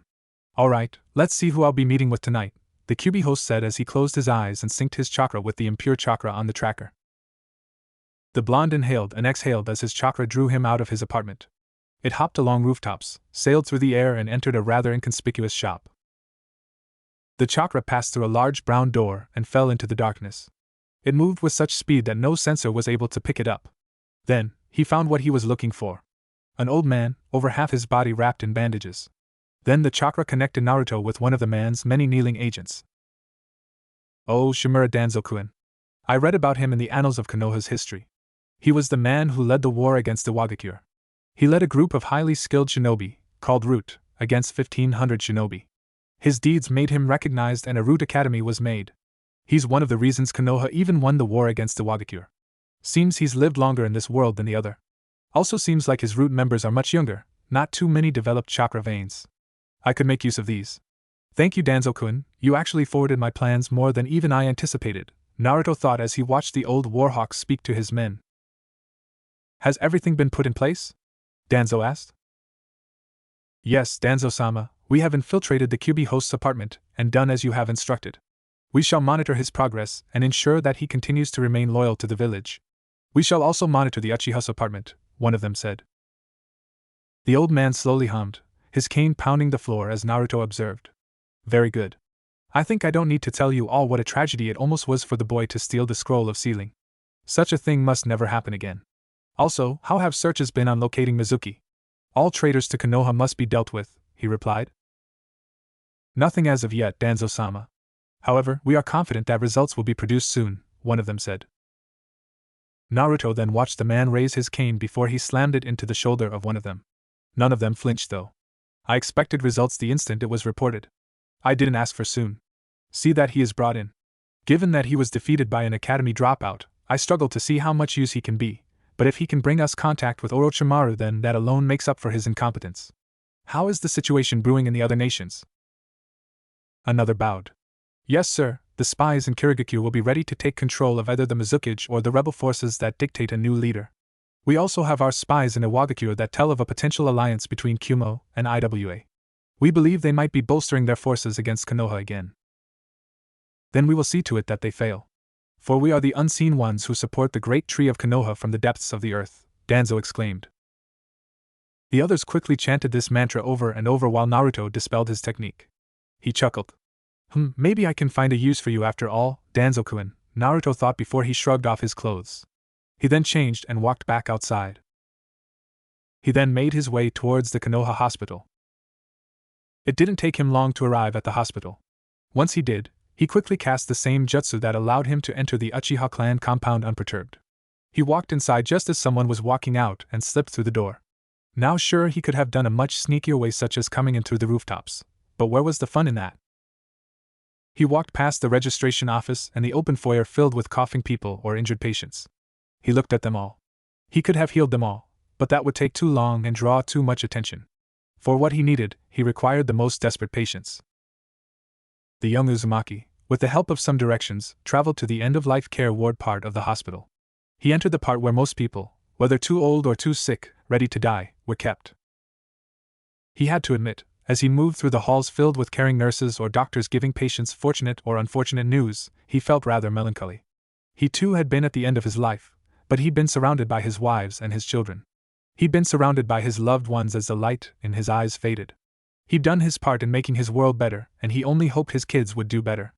It made him aware of his age. Maybe he should have truly died. Sometimes the old things must die for the new things to grow and take their place. Though it took some of his time, he placed his hand on some of the elderly. A brief dream of happy times and ease of pure chakra into the body. That way, they would pass on with happiness and without suffering. Anyway, Naruto did this for a couple of people before he finally paused in his steps. Yes, it's okay, mother. Yes, Mizuki-kun and I are doing fine. Yes, I promise. No, please don't give up. You can't stop fighting. Why you still have to see Mizuki-kun and I get married? I'm sure a cure is coming for you. Please don't leave me. You're all I have left, a soft voice sobbed. Naruto gently walked over to a door, and he noticed a woman with long, braided, black hair kneeling beside a white bed. She sobbed as she held a very pale, very sickly, woman's hand. He walked into the room, his jutsu still keeping him concealed. When he got a good look at the kneeling woman, his eyes narrowed. This is Mizuki's fiancée, or was to be fiancée. I did briefly see her in my search of his memories, but I disregarded them for other information. Tsubaki, I believe? Odd, I don't have anything on her from my world. Must not have ever seen her, he thought to himself before he watched the woman named Tsubaki lean up. It's okay, mother. Everything will work out. I promise, Tsubaki said before she got up and turned around. Naruto saw the flash of determination in her eyes. It seemed she'd resolved to go through with something. Now what that something was he didn't know, but it clearly a last resort. If it wasn't, things might not have gotten to this point. The pale woman coughed. Oh, that girl. How lucky was I to have such a wonderful daughter. A girl like her shouldn't be worrying about her dying mother. She should find a nice man, one that will make her happy just like Junsikun made me. I wish I could see that moment, but I fear the fight in me has died away, the woman said before she violently coughed again. She clenched her chest. Naruto scratched his chin. Honestly, she didn't look that old. Indeed, she was very skinny, weak, and dying, but she didn't look too old. She looked around her 50s or 60s. Good, this was a perfect candidate. The blonde walked outside the room and he saw Tsubaki leaning against the wall. She held up a piece of paper with an address on it. The woman held her head down. I'd ask you to stay your course of action unless you want to waste this opportunity, Naruto suddenly spoke, which made Tsubaki jump. She grabbed a kunai from her pouch and held it up. Who's there? She hissed quietly. This was still a hospital and she didn't want to startle those sleeping. Naruto quickly lowered the jutsu and waved off the kunai. You can put the glorified knife away now, Tsubaki-san. I'm not here to fight, he answered while she slowly withdrew the kunai. You're Uzumaki Naruto-san. What are you doing here? She asked suspiciously. Mizuki had told her about Naruto. He never failed to fill her head with how evil the boy was. She never really believed any of it, but one could never be too sure with the host of the Fox Demon. That said, how did he sneak up on her? True, she might not be the most highly ranked kunoichi, but she still considered herself adept. How did a young boy suddenly get so close to her? I have a proposition for you, he answered. A what? Tsubaki asked. This was the failure of the academy? Could he even spell proposition? A proposition, Tsubaki-san. I heard you speaking with your mom over there. Look, I'll extend your mother's lifespan for another few years. In return, I need you for something important. Don't worry, you won't have to break any Konoha laws to do it, the young genin answered. Almost immediately Tsubaki was suspicious. She'd been contemplating becoming the worker of one of the underground auction houses. They had talented people in the field of tracking. She hoped she could pay for their services and help her track down Senju Tsunade. She could then bring the woman back and help heal her mother, but that would take time. Time wasn't something she had these days. Typically, Tsubaki chuckled. Sorry, Naruto-san, I don't think whatever pills or medication you have will help my mother. Even though you shouldn't be eavesdropping, I thank you for your concern, but my mother will be fine, the woman said, though neither believed her words. If you're trying to fool yourself, then good work. You and I both know that if she stays like that she'll barely last to the end of the week, Naruto remarked, which made Tsubaki shiver. How did he know that? He'd never been in any of the examination rooms or doctor's appointments that she'd been in. The Chunin grabbed her kunai again. Who are you and what have you done with Uzumaki Naruto? No simple boy would know that, she replied. She was ready to engage, but suddenly the blonde pointed a finger at her. Sit down, he commanded. Suddenly, Tsubaki gasped as she leaned back and fell on her ass, sitting down perfectly in front of the blonde while he yawned. What did you, Mizuki-kun was right. You are a demon, the woman said, but Naruto rolled his eyes. I'm a demon just because I could command you to sit down? In a world with so much jutsu that could level terrain, mess up the mind, and blow up miles of buildings, it's the fact that I made you sit down that proved I'm a demon? He asked. Well, when he said it so blandly like that, it made Tsubaki feel kind of stupid, even if she was a little weirded out by what was happening. But then how did you? She was cut off by a hand. Look, I'm not here for your soul or anything. I just need your help. In return, I'll extend your mother's life until you can find someone to help her, but I can only extend her life by maybe 10 or 12 years, he said. Why should I believe you? You're just a kid, barely even out of the academy. I've spoken to numerous doctors, some of the best in Konoha, and none of them could help my mother. What can you do? She asked. All of these were valid questions, and fortunately, Naruto could answer them all. Give me your hand, he said. Tsubaki noticed he didn't order her to do it, but she found herself offering it anyway. When she grabbed a hold of Naruto's hand, the former fiancé of Mizuki felt like her world nearly shattered into pieces. She was in awe as the most immense feeling of power surged through her body. She couldn't describe it. She felt strong. She felt good. She felt amazing. She felt powerful. The black-haired woman widened her eyes as she looked up and noticed it was Naruto giving her the chakra from within his body. Was this the Kyuubi's chakra? No, it couldn't be. She'd been a little kid when she first felt its chakra. It was violent and merciless. This was just pure power like she'd never felt before. With this, she felt like she could do anything. She felt like she could even battle anyone in Konoha, even the Umba Black Ops units. Naruto let go of her hand. That is what I'm gonna give to your mother. I recommend you keep her in the hospital, but she won't be dying anytime soon. And that was just a small portion, he said before he turned back and walked to Tsubaki's mother's room. Wait a minute. What was that? I didn't agree yet, Tsubaki replied as she got up. However, as soon as she placed her hand on the floor, she stilled when her palm cracked the tiles. In fact, she could see a large handprint from her own strength. Though this shocked her, she quickly ran to meet the blonde while Naruto rolled his eyes. Alright, I don't want to rush you, but I do have other things to do. I've already wasted enough time dealing with Kakashi's shit. Had I known he would have been so late, I would have just used a clone to do this, the blonde grumbled. That was amazing. What was that? She asked. Naruto shook his head. I'd rather not tell you until I have your cooperation.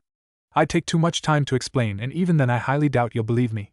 All you should know is that it's nothing to do with the Kyuubi, and there will be no adverse side effects to your mother, he replied. Tsubaki opened her mouth and closed it. Why me? She asked. The young man chuckled.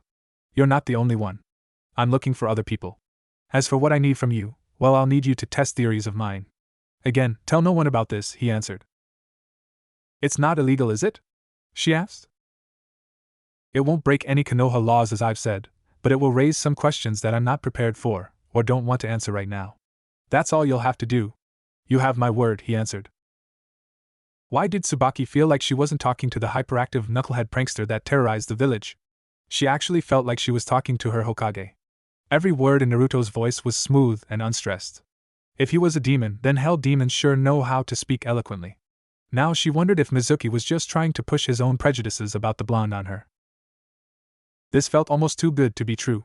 Just when she was at the very bottom of her life, the devil decided to give her a hand. Well, she'd like to claim an angel, but given the blonde's reputation, it seemed a little apropos. Seeing the woman's hesitancy, Naruto exhaled. All right. How about this? I'll give you a freebie. I'll give her 2 months of extra time. If you're convinced, then we can talk further in that time.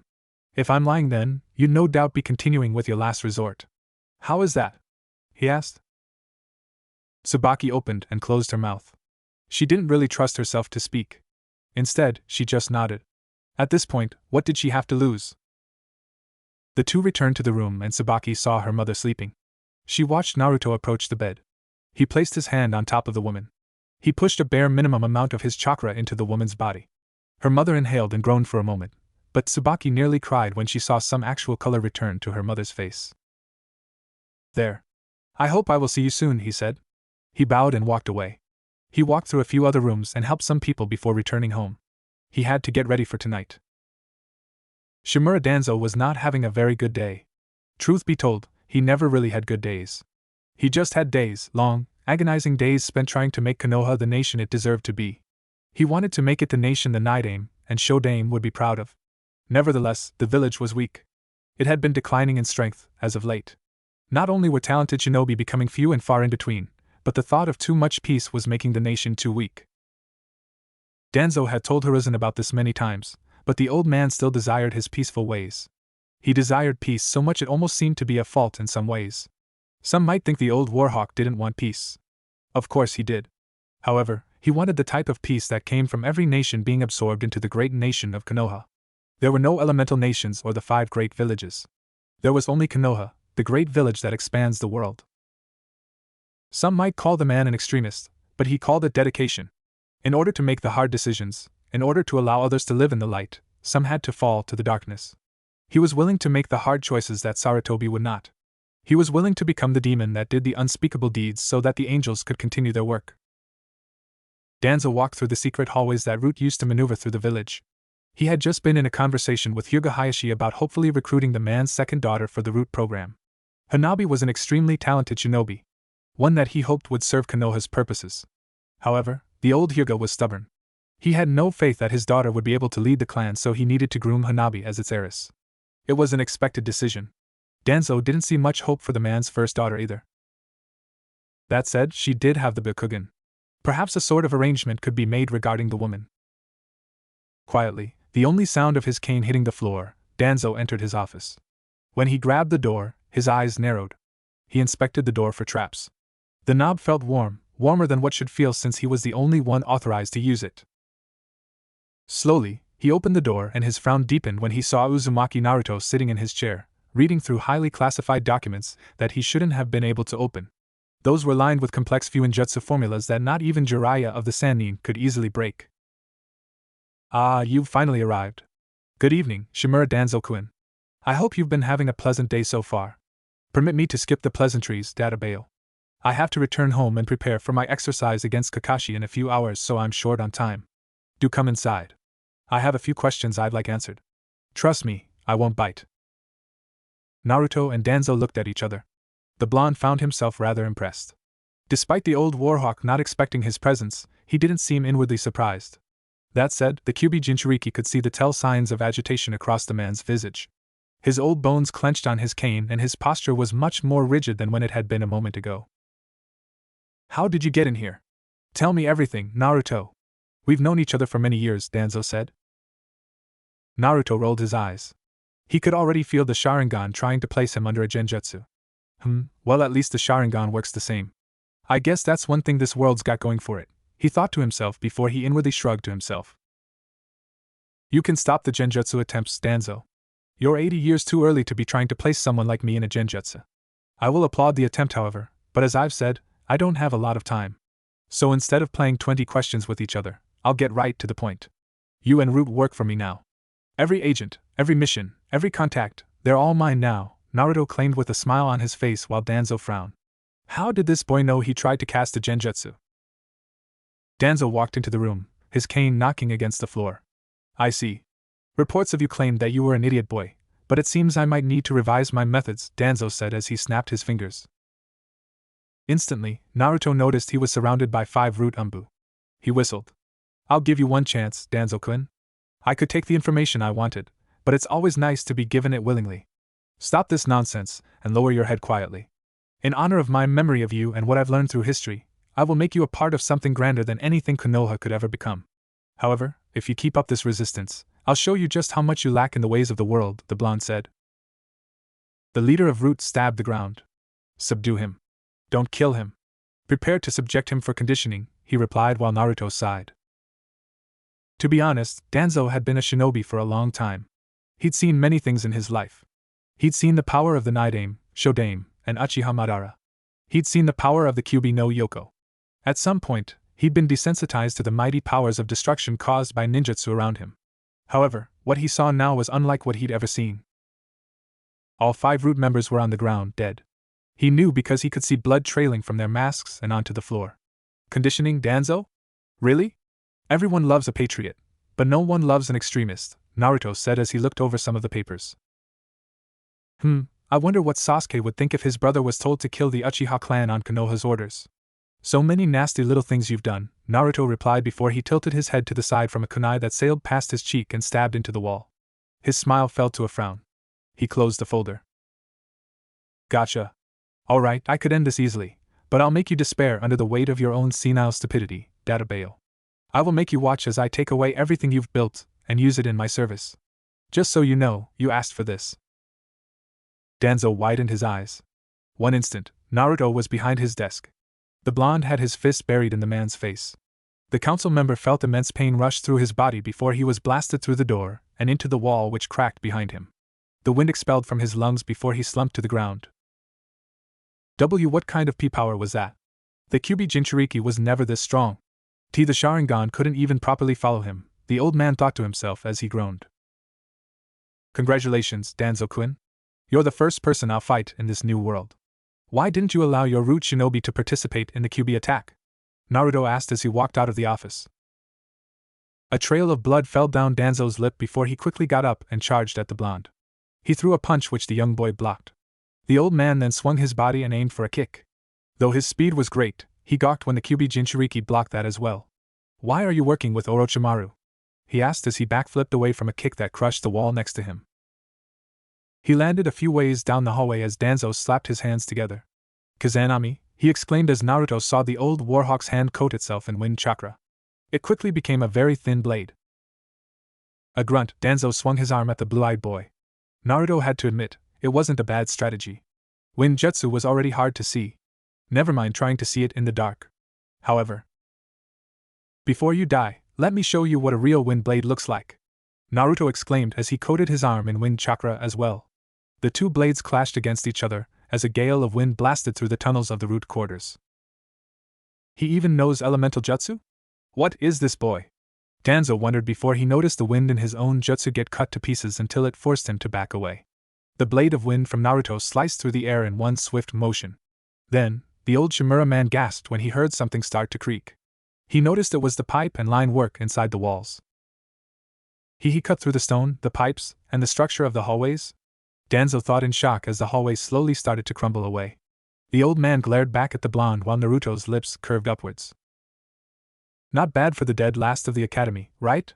The blonde taunted before he vanished right in front of Danzo's eyes. The old man quickly growled as the entire hallway started coming down around him.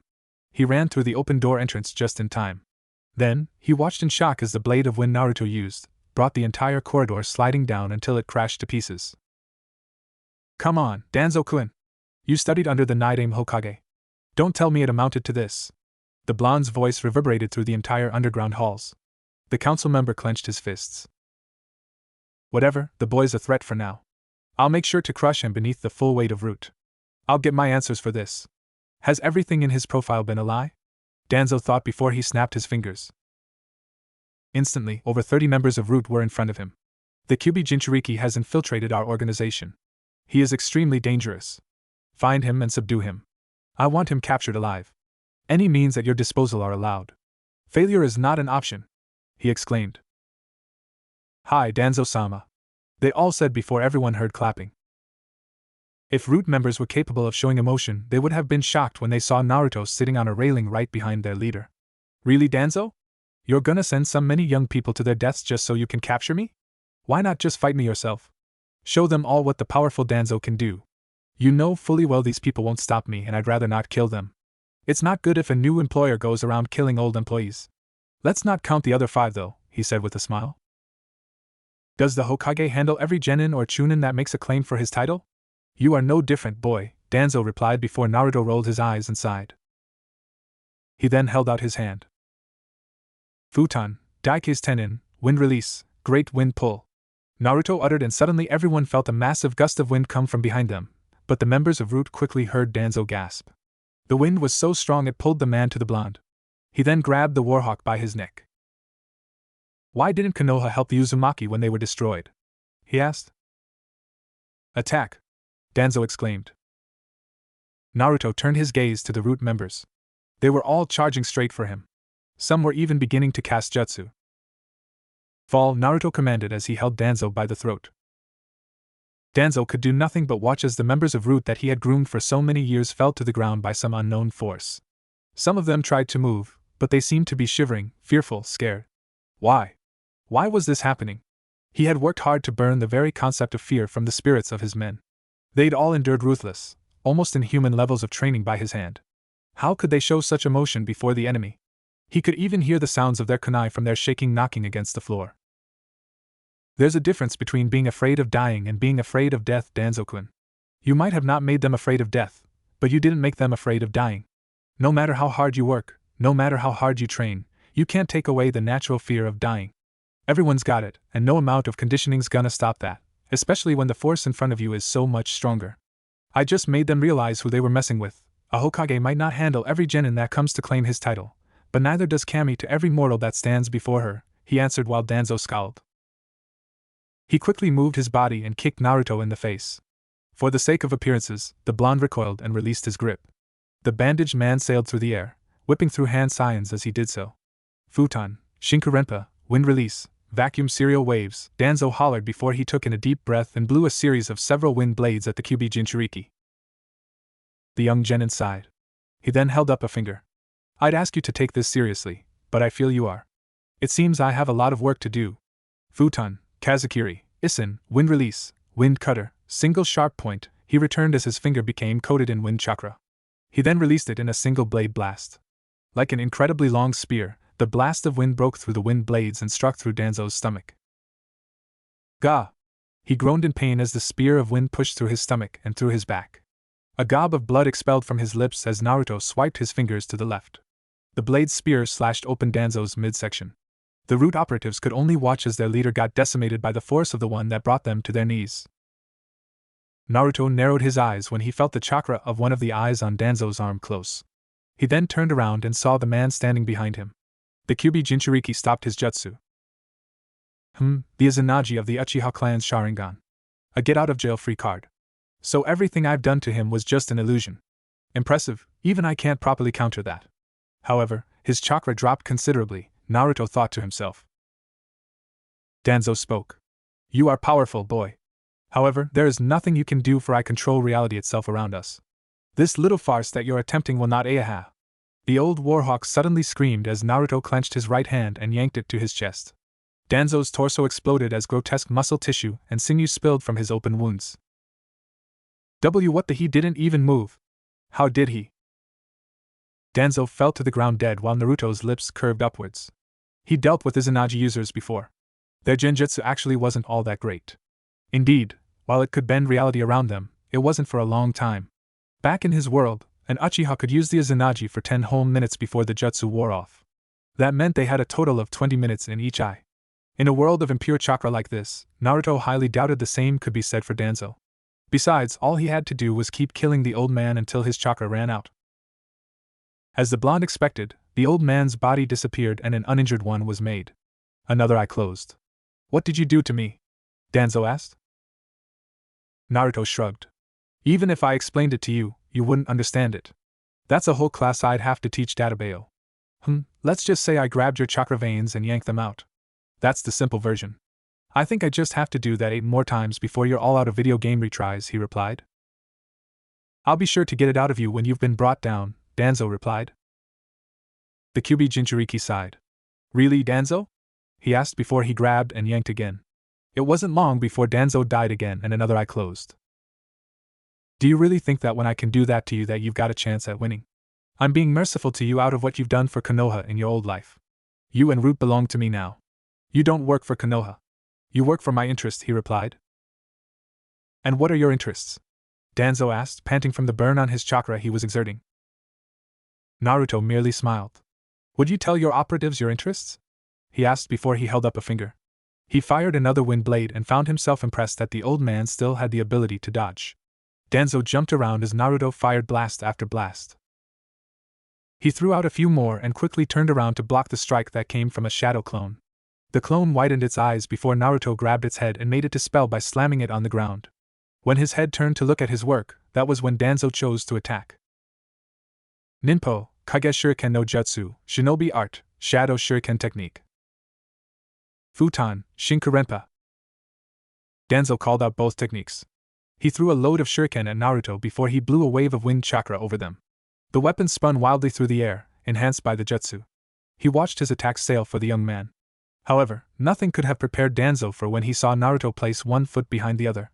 With his Sharingan, he saw the boy open his tenketsu, releasing a massive exertion of chakra before he suddenly started spinning. That's Junsuna Chakura, Zenshin Kaiten, Pure Chakra, All-Body Revolving Heaven, Naruto hollered as the Root members and Danzo watched a technique similar to that of the Hyuga clan's most powerful defense get utilized by the Academy failure. The wind shuriken crashed into the rotating dome of white chakra. It was so white Danzo had trouble even looking at it with his Sharingan lest he go blind. The technique blasted the shuriken away while Naruto slowed his spinning. He smirked. Yeah, he'd read about the Hyuga clan. He'd seen many of them fight in Irika and Mizuki's memories. While it was true that the Kaiten was Hyuga ability, it wasn't exactly a technique that no one couldn't learn. What made the technique difficult was that most shinobi couldn't control the chakra within all their tenketsu. Then they had to maintain that chakra while constantly spinning. Indeed, hard to do, but definitely not impossible. In fact, the Kaiten was taught to most Jonin shinobi by the Hyuga clan in Naruto's world. To be a Jonin, you had to master several jutsu such as the Kaiten. Of course, it's not like I can use the Hyuga clan's gentle fist. I need the Byakugan for that. That's one of the very few instances of an actually Kekai Genkai that can only be passed through genetics or transplants, the blonde thought before he sighed. He then dusted off his clothes. Alright, Danzo-kun. I think I've toyed with you long enough. I'll give you one more chance. Submit to me and hand over your root division to me. Do so and I'll let you live. Do not and I'll make you wish that you did. I'll give you to the count of 10. 1, 2, 3, Naruto replied while Danzo scowled. Was he really being pushed back by a little boy? One who hadn't even spent a month out of the academy? This was like a bad joke. 8-9. I am Shimura Danzo. I am the one who protects the great tree of Konoha beneath the ground. I am the one that shall lead Konoha into the greatest days the village has ever known. I am the one who shall become the Hokage and bring every nation into the greatness that is this village that the Shodaime and Nidaime created. I will not lose. On my honor, on my pride, on my being as a shinobi. I will not let this boy do as he pleases. Danzo exclaimed to himself. Fine. In that case, he'd use another alternative. Te. Naruto paused as Danzo suddenly vanished in a burst of speed. He appeared behind the blonde, a kunai in his hand. The Kyuubi Jinchuriki turned around and blocked the attack. Really, Danzo-kun? You should know by now that doesn't Naruto widen his eyes when he felt his senses leave him. He stared into the eye of the Mangekyo Sharingan. Soon, his blue eyes turned red. Danzo's lips curved upwards. He could see the fear in the young man's eyes. Hell, he could read his thoughts at the moment. He actually has. Naruto didn't get to finish his thought before he dropped to his knees and fell to the ground, unconscious. His technique fell from the root members and everyone stood up. They quickly subdued Naruto, while Danzo clenched his eye. He groaned as blood fell from his right socket. Danzo-sama, are you alright? Someone asked. The old warhawk panted. I'm fine. Prepare the boy for conditioning. I want all the information in his head and I want him trained immediately. His prowess was undeniable. I will meet with you soon. We'll begin planting in fake memories for him. All of you here will be working with him. Take him away! He exclaimed. Hi! They said as they vanished away from the area. Danzo gasped heavily and fell to his knees. After some time, he managed to compose himself. Finally, he had attained the Kyuubi Jinchuriki into his forces. Despite the expenditure of 3 Sharingan, this was a definite worth. Unfortunately, the boy was already slated for a team, but by the time the night was over, he'd be one of the most powerful forces the old Warhawk had en route. Soon years passed. Under his tutelage, Uzumaki Naruto became one of the most devastating and loyal members of his division. By his hand, he brought down Kirigakure, and he'd been hailed as a hero for crushing Awakens in the Fourth Great Shinobi War. His power was so great that Hiruzen could only congratulate Danzo begrudgingly for turning Naruto into a prime shinobi. Even more than that, Naruto did everything for Danzo. No matter who it was, he assassinated everyone that the old council member wanted without remorse. As a test, Danzo had even told Naruto to kill the ramen shop owners. The blonde presented their heads to him a half-hour later. It wasn't only that, Danzo had picked the blonde's mind clean and he learned something amazing. Not only was this the only elemental nations, but it was also an imperfect world. The very concepts and laws of chakra had changed and this Naruto was way more powerful than he thought before. When he asked the blonde who he saw, he was nearly stunned by the response. I am Emperor Uzumaki Naruto, first of his name. Heir to the Senju and Uzumaki clans. Son of Senju Minato and Uzumaki Kushina. I am the unifier of the elemental nations into the United Nations of Elements. I am the sage of pure chakra and the host of the 9th chakra god Kyuubi, he replied. So this wasn't a Naruto from this world. He was a Naruto from another world, and with this knowledge, Danzo wasted no time in getting the Kyuubi Jinchuriki to teach all the root forces pure chakra. Unfortunately, it seemed he couldn't because even the earth itself contained impure chakra. So that led the wizened old man to researching these things. He spoke with Orochimaru about this research, and with such time it wasn't long before not just root, but all of Konoha was learning of pure chakra. Its power was phenomenal, the chakra they'd used before just couldn't compare to it. With this power, there came the 5th Great Shinobi War. Konoha invaded every other village. All minor nations, countries, and the last 3 great nations had no chance. Konoha was stronger, faster, more powerful. It was everything Danzo dreamed of. Because of his accomplishments, Hiruzen nominated Danzo for the Godame Hokage position and no one refuted it. The Fire Daimyo, from years of blackmail and careful planning, was not but a figurehead to agree with every one of Danzo's policies. The years passed more and more as Danzo leaned back in his chair, reviewing his life. Who would have thought that just defeating the Kyuubi Jinchuriki would have yielded such benefits? With the blonde's might, and with his leadership, Konoha had become the supreme power over the entire world. There were no 5 great nations. There was only one, Konoha. The other 8 Jinchuriki had joined the 9th as his personal bodyguards. Do you now see, Naidame-sama? I should have been the Sandaime Hokage. Not Hiruzen. Konoha has become the most powerful nation in the whole world. Even the Akatsuki have been subdued. Uchiha Sasuke and Uchiha Itachi, both are beneath my will. All our enemies have been crushed. Not even Orochimaru could best Naruto. Danzo thought with a smile as he touched his head. Stand, he suddenly said. Soon 9 members appeared before him. Each of them in dark cloaks. Q, come, he said. Naruto stood up and moved forward until he was in front of Danzo. The Godame Hokage took off his head. Give me your mask, he said. Naruto took off his Umbu-root mask and handed it to his Hokage without a word. You've served me well. You've operated in the shadows, the very roots of the great tree, but now it is time that you shall water the roots and spread them further. From this day forward, you shall be the head of the root division. All root operatives shall take their orders from you now. Work for the good of Konoha, work for the good of your Hokage, and always remember where your true loyalties lie, Danzo said while Naruto bowed. Danzo smirked before he returned to his seat. Suddenly, he felt something wrong. He turned around, but he just saw Naruto and the other 8 Jinchuriki still bowing. Perhaps I've been working too hard, he thought before he sat back in the Hokage seat. Disperse, Naruto said, and the 8 Jinchuriki vanished away. The blonde offered one more bow before he left as well, but Danzo would never forget the smile on the agent's face before he disappeared. However, he didn't focus on it too much. Instead, he leaned back in his chair and sighed. So much work finally accomplished. Finally, Shimura Danzo was not only the Hokage of Konoha, but of the whole world. Over 60 root operatives stood without a word as Danzo knelt on the ground, a wide smile on his face while a young Naruto had his hand over his head. Enjoy your dream, Shimura Danzo, for you shall never leave it until you die, Naruto thought with a grin. All those Sharingan and the man couldn't even break out of a relatively simple genjutsu. It seemed he had a lot of work to do. Now then, I think I'll help myself to some much-needed information, the Kyuubi Jinchuriki thought as his hand turned white with chakra. He closed his eyes and ran through all of the old elder's memories. His lips curved upwards when he saw the Shodame and Nidame Hokage. He also saw something interesting. So Namake's Minato, this Naruto's father, isn't the same as mine. He's not the son of Senju Tsunade. Instead, he was an orphan. What is with blonde men liking redheads? Then again, maybe I can't talk, he chuckled to himself. Once all the memories were taken, Naruto withdrew his hand and turned back to the remaining root members. Any complaints? He asked. No, Naruto-sama. They all exclaimed. They all had heard Shimura Danzo many times state to them that his word was law. They were to follow any and all orders from his mouth. So they all heard, without a doubt, their leader hand control of root over to Uzumaki Naruto.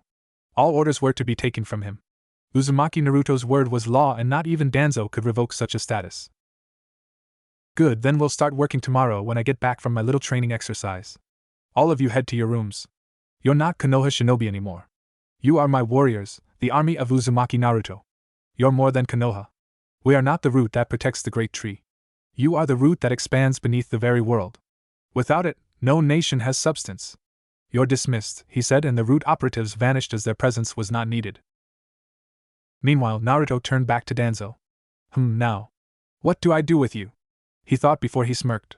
Alright, Danzo-kun, you like to rewrite memories, then allow Naruto to give you some new memories of your own. The old man still had his use after all. Summoning for someone to get the incapacitated man, Naruto returned home. As he sat on his bed, he yawned. It was later than he'd expected. His clone was already asleep. He dispelled it, and soon all the exhaustion hit him. Fuck, how could people order so much ramen? Well, I guess it's nothing compared to the numerous paperwork I had to deal with, he thought as he sat on his bed. He changed his clothes and soon, his head fell into his pillow. He'd work on sorting all these memories tomorrow. Right now, he was fucking tired. Unknown to Naruto, a pair of eyes were upon him. They narrowed before they vanished with the wind. Morning came a little too quickly for Naruto's liking, but such was life. As he opened his eyes, he noticed he wasn't alone. He noticed a young girl in her umbu-root attire kneeling before him. She seemed to be 1 or 2 years younger than him. He scratched his head. Who are you? He asked. I have no name, Naruto-sama, she replied. He looked at the time.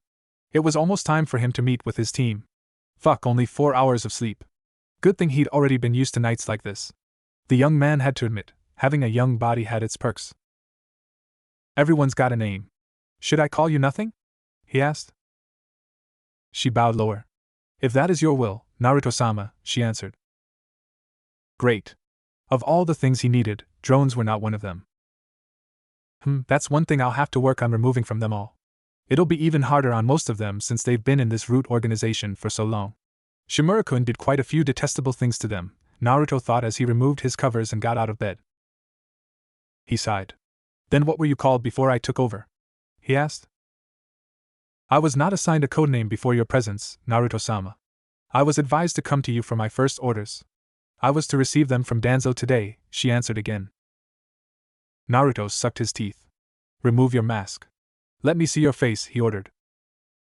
The young blonde saw the girl remove her root mask without hesitation. She placed it on the ground and he quickly took notice of the pupilless eyes. A hyuga. One with the caged bird seal. That type of jutsu was only used on enemy shinobi for information. It was outlawed before my time, he thought. The young girl stared back at him with neither a smile nor a frown.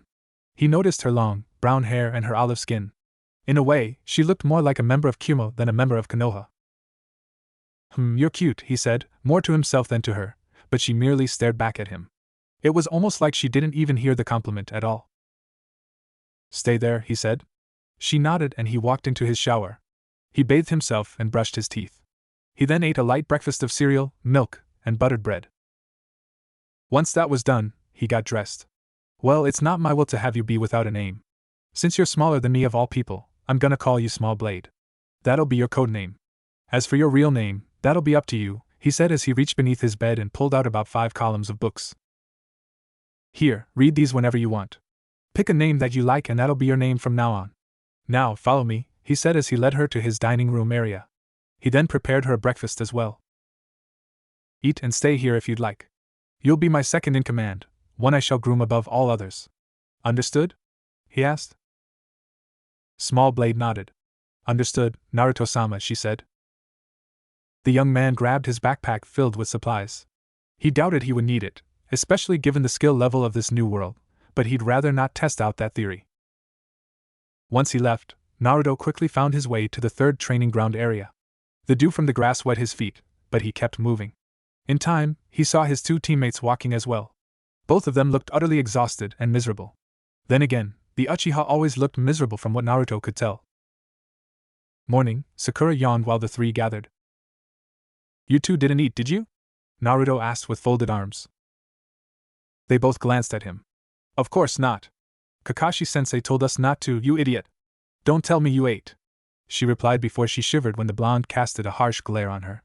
The pink-haired girl quickly took a step back out of fear. The Kyuubi Jinchuriki shook his head and sighed. And if Kakashi-sensei told you that to take the survival course you had to cut off your arm, would you? He asked before he turned around and leaned against the fence. Sasuke eyed Naruto for a moment. Sakura followed his gaze and shook her head. Don't be so concerned with him, Sasuke-kun. He doesn't know what he's talking about, she answered. He glared at her, but he didn't say anything. Ever since yesterday, Sasuke had been trying to figure out what Naruto did that brought Sakura to her knees so easily. It was unlike anything he'd ever seen. Yet why did that dope have it? What could Sasuke do to get something like that? As the trio waited for Kakashi, Naruto focused on working through more of Danzo's memories. He had to admit that one couldn't deny Danzo's passion to serve Konoha. The man did anything and everything to make Konoha the supreme power over the world. It'd be quite admirable if it weren't so disgustingly brutal. An hour or 2 passed. What started as dawn quickly became sunrise. Naruto shook his head when he saw Sakura and Sasuke get angrier and angrier. Of course, the latter seemed to be holding it in better than the former. That said, the rumbling stomachs didn't seem to help their case that much. Perhaps another 30 minutes or so passed before Hatake Kakashi appeared in front of his genin. Good morning, everyone. I trust we're all having a good morning? Kakashi asked. You're late, Sakura exclaimed. Sasuke glared at the man with hate.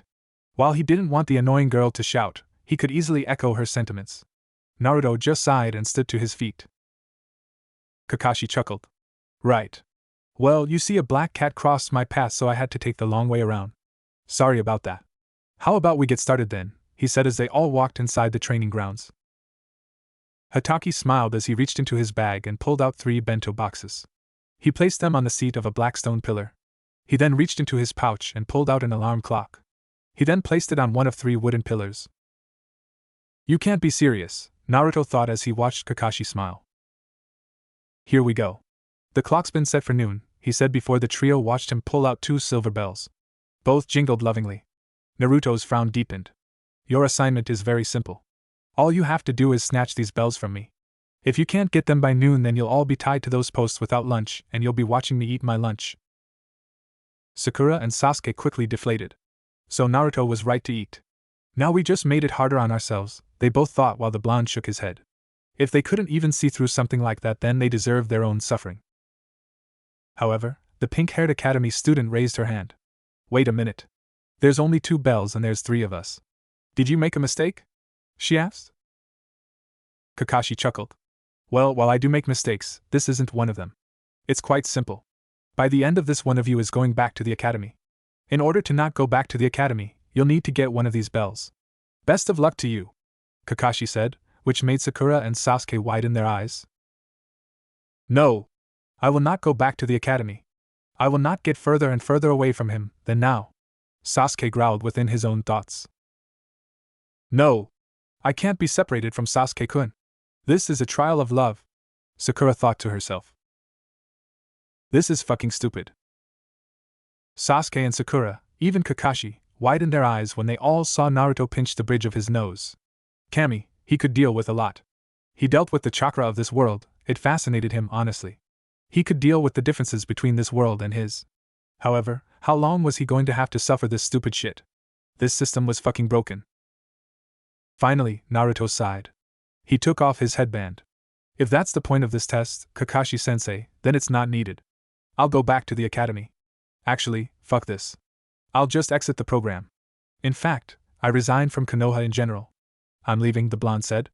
This completely stunned everyone as Naruto stuffed his headband into his pocket. He'd have tossed it on the ground, but it was still Irika's headband. He wasn't that heartless. What Naruto, what are you? Sakura stuttered.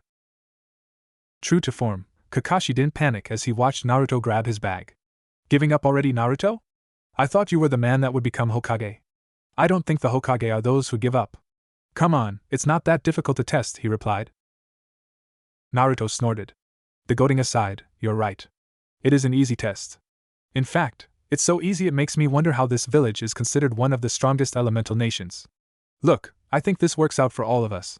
Kakashi can focus on 2 students, Sakura gets to stay with Sasuke, Sasuke gets more time training with a powerful Jonin, and I don't lose my fucking mind, the young man replied as he headed towards the door.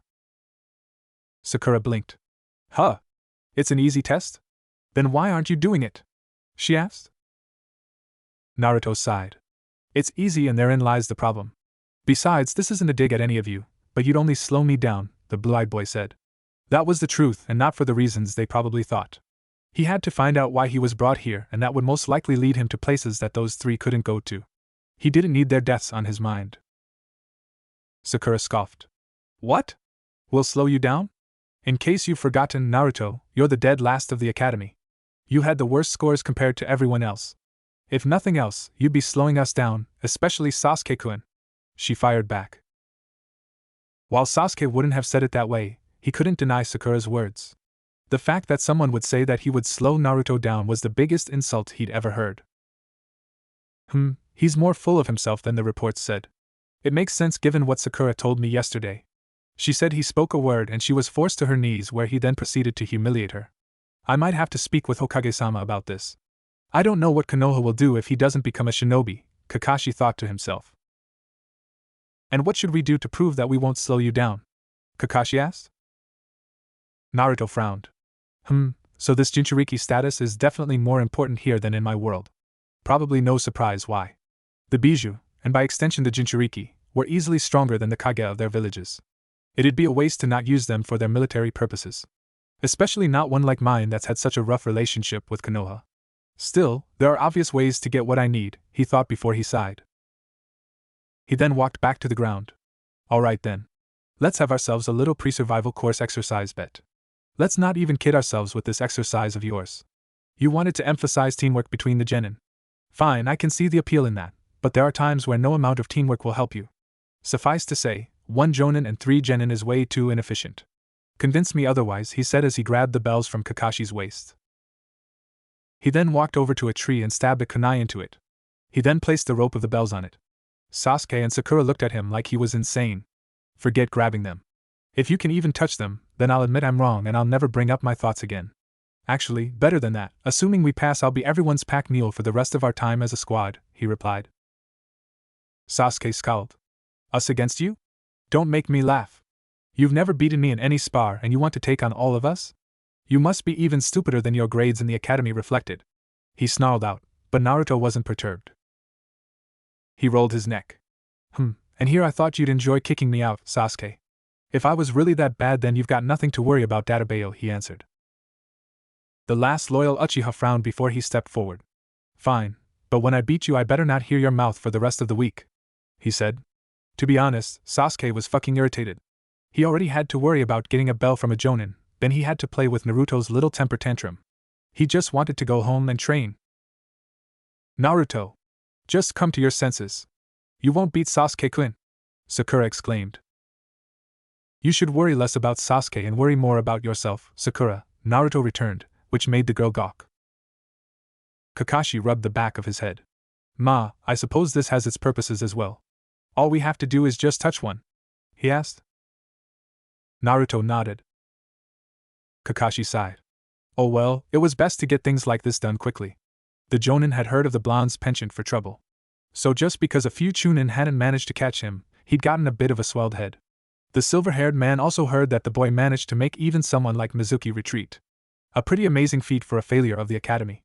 That said, perhaps it was time to introduce them to the big leagues. The one-eyed Jonin quickly appeared behind Naruto. Sasuke and Sakura widened their eyes. He's so fast. I didn't even see him move. There's no way Naruto can stop him. That was the thought of both genin hopefuls. In a second, Kakashi would touch the bells and this farce would be over. That was what they believed. That was what should have happened in their heads. So why did they see Kakashi fly past them as he crashed through 1, 2, 3, 4 trees before rolling through the dirt for several feet? What just Sakura shivered as she and Sasuke turned their heads to the destruction behind them. She turned back to see Naruto staring at them without remorse. She then felt that same feeling from back in the academy. She felt this fear for her life. Was she going to die? Meanwhile, Sasuke stared back at Naruto. The blonde's gaze promised pain. He just sent a Jonin flying? When did he get this powerful? The Uchiha thought before Naruto rolled his neck. We might have gone to the same academy, but we're not in the same class. If you think I'm wrong, then try and prove me wrong. This is a good time to properly gauge not only the level of an elite shinobi in this world, but also the genin, the Kyuubi Jinchuriki challenged. Sasuke frowned before he threw a kunai and a shuriken at Naruto. The blonde quickly grabbed both weapons and threw them back at the Uchiha. The black-haired boy cursed before he pushed Sakura out the way. The girl shrieked as she fell to the ground while the kunai and shuriken sailed past her. The prodigy of the academy frowned before he charged at Naruto. He threw a punch, but he gasped when the Kyuubi Jinchuriki effortlessly dodged it. Sasuke threw punch after punch, but he bore sight to the unwanted reality of his teammates moving out of his way. He spun on his left leg and swung his right leg for the whiskered blonde's face. "Don't underestimate me," Sasuke shouted to himself before he noticed his target was gone. "What? Where did he?" "Sasuke-kun, below you." The Uchiha looked down, but his momentum carried him too much. His back faced Naruto while the blonde snorted. "Ugh!" Sasuke screamed as the Kyuubi Jinchuriki firmly planted his foot in his teammate's back. The raven-haired boy was then blasted away from Naruto as his body crashed into the water of the training ground pond. "Sasuke-kun!" Sakura screamed before she noticed Naruto looking at her neck. She quickly took out a kunai and held it in her hands. The whiskered blonde watched her hands and arms shake. "You're too scared to hold a kunai, and you want it to be the spouse of a powerful shinobi clan heir? If the Sakura from my world saw you, she'd kill herself from the shame," Naruto said with a shake of his head while he leaned against the tree. Meanwhile, Kakashi groaned as he struggled to his feet. What was that? Was Naruto always that strong? There was no report of it in the academy. When I reached for the bell, he kicked me before I could even react. It really hurt too. I felt like I got kicked by Guy, the Jonin thought to himself. He groaned as he stood to his feet. He noticed the destruction and breathed hard through his mask. Could Naruto have hidden his strength this whole time? If he has, then, just how powerful is he? Could he be using the Kyuubi's chakra? I didn't feel any of it like 12 years ago, he said to himself as he leaned up. Ah! Kakashi gasped when he heard Sakura scream. He frowned. The Jonin quickly dashed back into the forest. He noticed Sakura on the ground, unconscious. Her kunai was in her hands. He saw Naruto leaning against the tree with the bells. "Naruto, what did you do to her?" Kakashi asked. "Genjutsu, Kakashi-kun? A terrible thing if one doesn't recognize it." "I'm sure you'd agree," he answered. Kakashi resisted the urge to sigh. Sakura got knocked out by a simple genjutsu? Just what was the academy teaching these students these days? "Why are you doing this?" Kakashi asked. Naruto chuckled. "Tell me, Kakashi-kun, how many Jonin are enlisted in Konoha?" Naruto asked. "I can't tell you that," his sensei replied. The Kyuubi Jinchuriki rolled his eyes. "Right. Whatever. I'll give you a prediction, Kakashi-sensei. If you and Konoha don't stop this stupid three-man cell shit, the village will fall to ruin in 40 or 50 years, Naruto replied. Light-hearted and laid back though he was, Kakashi took threats very seriously. The Kyuubi Jinchuriki noticed the air around the Jonin had changed. "What do you mean by that?" Kakashi asked. Naruto shook his head. "It's not just Konoha, Kakashi-sensei. Imagine the fall of shinobi society simply because of a broken 3 genin 1 Jonin system. Why do you think that would happen?" Naruto asked. "A broken system? What is he talking about?" Kakashi thought while he tended to Sakura. Maybe the reason I was brought to this world of yours was to help you guys. Either way, we're still having a test, Kakashi-sensei." "You're running out of time," Naruto replied. Suddenly, 5 shuriken flew out of the water. Kakashi watched the shuriken sail for the blonde. Yet, he stiffened when the shuriken clashed against Naruto's skin and fell to the ground. Sasuke then appeared behind him. Ha! The Uchiha hollered as he launched a kick for Naruto's face. The blonde quickly brought up an arm to block the strike. The Uchiha landed on the ground and fired a punch next. Naruto parried the strike and moved the Uchiha's fist to the side. He then spun his body and firmly kicked him in the side. Sasuke coughed up blood before he was sent away, crashing into the ground while Naruto's frown deepened. Ugh! No! When did Naruto get stronger than me? What have I been doing this whole time? Have I gotten so weak that I can't even beat him? Sasuke groaned to himself. Kakashi watched Sakura and Sasuke. Both were down. The bruises on Sasuke's face weren't minor. Alright, Naruto, you've made your point. That's enough. Today must have been a day full of surprises for Kakashi because Naruto quickly sped through some hand signs. It seems you aren't taking this seriously. Katan, Shiroyenki no Jutsu, Fire Release, White Blaze Ball Technique. Naruto exclaimed while the Jonin widened his eye. Before he could stop Naruto, the blonde blew a stream of pure white fire at the rest of Team 7. He's serious. He can even use fire jutsu? There was no record of this. Kakashi thought before he grabbed Sakura and Sasuke. He then jumped away with them both as the flames crashed into the green trees, burning them down to cinders. The flames chased after Kakashi as he jumped across tree after tree. He cursed. With both Sasuke and Sakura in his arms, he couldn't cast a jutsu to counter Naruto's widespread attack. Thankfully, Kakashi's speed was enough and he managed to divert from the flames' path as they continued and exploded the grounds behind him. Kakashi dropped his two students and sighed. What was going on? Nothing like this had ever happened in the Jonin's entire career. This felt like a bad dream. This was not how Kakashi was expecting his day to go. After a moment, Sakura opened her eyes and groaned. Kakashi-sensei, what was I? Sasuke-kun, you're alright, Sakura said as she hugged the young boy who groaned in pain. Get off me! That hurts, you idiot! Sasuke exclaimed as he pushed Sakura away. The pin-haired girl's smile fell. As they tended to their wounds, the three noticed the charred trees and burning forest around them. Did Naruto do that? When could he do that? Kakashi-sensei, what's going on? Sakura asked. Unfortunately, Kakashi wasn't sure what answer he could give her. He didn't know himself. He had assumed they'd fight him, they'd lose, and hopefully they'd learn their lesson on teamwork. Now, that seemed to be flipped on its head. Now he, Sasuke, and Sakura were trying to learn teamwork against a former academy student. The Sandaime was definitely going to want to learn about this. I don't know what's going on, but clearly Naruto thinks we should be taking this seriously. That was a fire jutsu that could have killed us had it not been fast enough. Sasuke, Sakura, I want you both to stand clear of the battle. I'll take care of Naruto, Kakashi said. You want us to do nothing? Sasuke growled out before he groaned in pain. You both are quite skilled by academy standards, but it's clear Naruto's gone through something different from the two of you. He doesn't seem to be under anyone's control and his chakra's not being disrupted. This is the real Naruto. Suffice to say, either of you can beat him, he answered.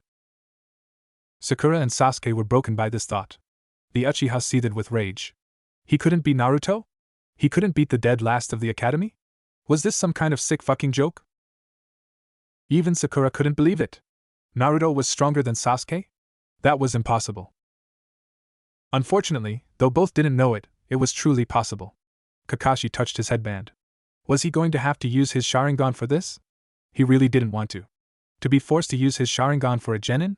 How could he live it down if his co-workers found out? Sakura, I want you to go get the Hokage. He's gonna want to learn about this. Sasuke, despite the severity of this exercise, it's still a simple test. We just have to touch the bells.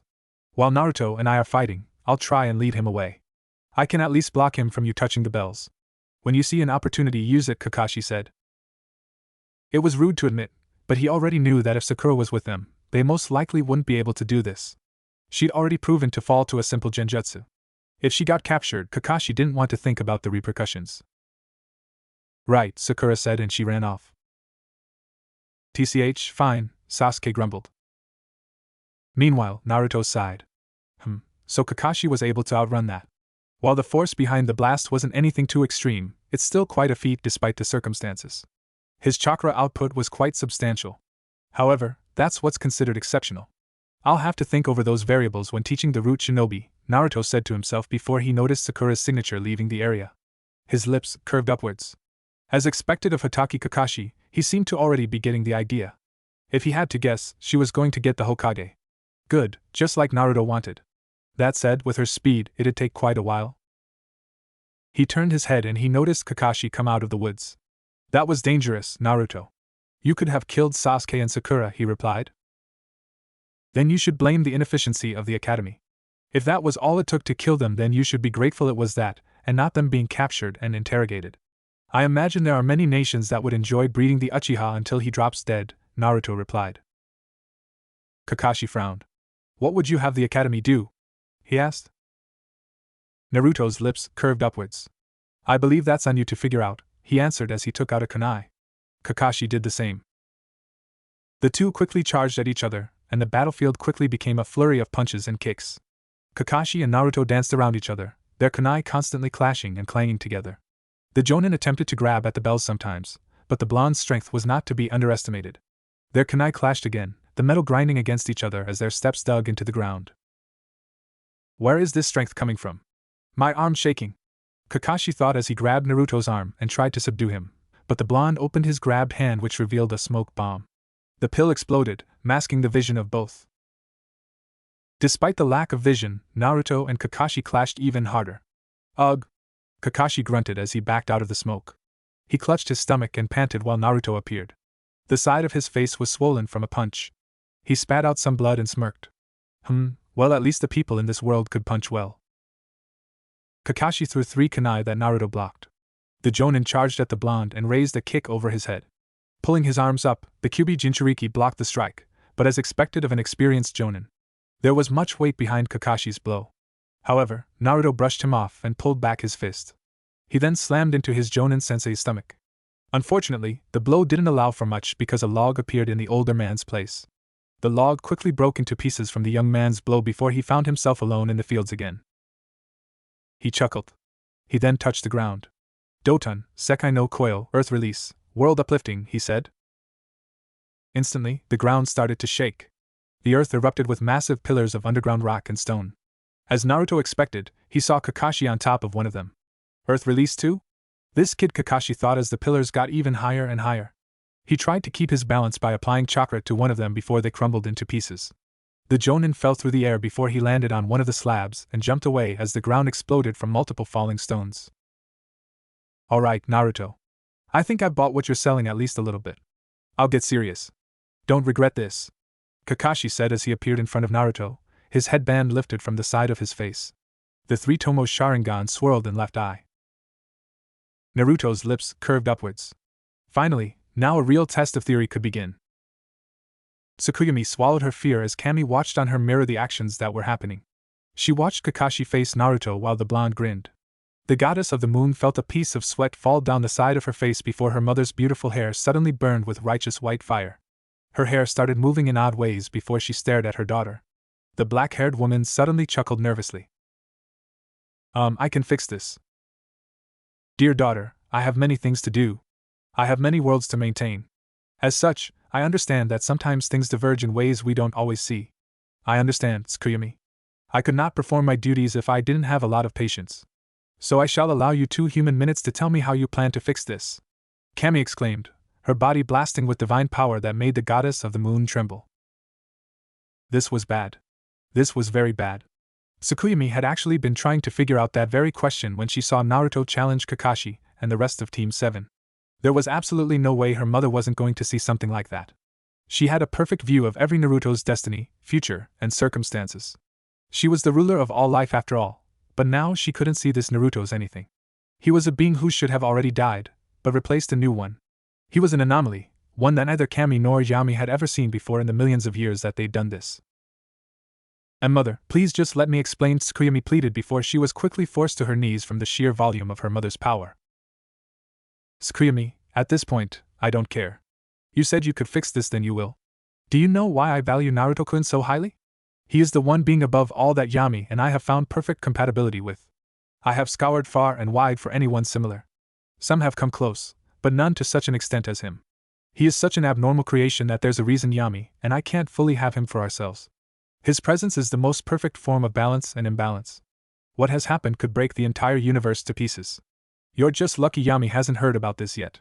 If you don't fix this, I'll make the endless void look like a vacation spot, Kami shouted while Tsukuyomi bowed. Why yes, mother. I shall do as you will, the goddess of the moon said while her white-haired mother nodded. Good. And just to make sure that you don't mess this up, you'll be going down there, Kami said. Huh. Before Tsukuyomi could even react, she found herself enveloped in a large white light. Mother, no! No, please! I can fix this, I swear! Don't do this! Tsukuyomi pleaded while Kami chuckled. Stop being so overdramatic. Besides, you can consider this your punishment. Trust me, I could think of far worse to do to you. Enjoy your journey, Tsukuyomi.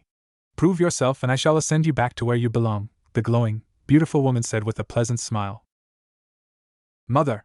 Tsukuyomi screamed as the light fully enveloped her. Kami watched as her daughter vanished in front of her eyes before she leaned back into her chair. Sigh, sometimes she wished someone would take this job from her. She hoped everything turned out easy. She continued to watch Naruto combat Kakashi during this simple bell test. Kakashi panted as he slid across the ground across from Naruto. How long had this battle gone on? 10 minutes? 30? An hour? When was the last time he'd been forced to this extent? He saw Naruto tend to his wounds and clean up the blood from his lips. The Kyubi Jinchuriki then launched at him and swung his fist. When Kakashi dodged, he heard one of the trees behind him crash to the ground. He had seen the blonde coat his fist in wind chakra before he released the punch. The force of the wind chakra was dense enough to break through anything if it desired. I can't even find the time to allow Sasuke to touch the bells. I don't even know if he can, Kakashi thought to himself. He tried for a kick, but Naruto jumped over it. He then swung his own leg and aimed for Kakashi's face. However, the Jonin was much bigger, and his arms were longer. He easily blocked the strike, but Naruto wasn't deterred. He maneuvered his body over and grabbed Kakashi's leg. You've got a lot to learn, Kakashi-kun, Naruto thought as he placed a Fuinjutsu seal on Kakashi's leg. However, he stilled when he felt the Jonin wrap his fingers around his foot. Go Sasuke! Kakashi exclaimed while Naruto raised an eyebrow when he saw the young Uchiha burst out of the trees and run to the bells. For a genin, his speed was rather impressive. That said, Sasuke ran and ran. The bells got closer and closer. The boy was so close he swore he touched them before he doubled over in pain. Kakashi gasped when he saw another Naruto with his knee buried in the Uchiha's stomach. Really, Kakashi-kun? That was the best you had? Kakashi frowned as he looked down at Naruto's smirk. The Naruto clone then kicked Sasuke away.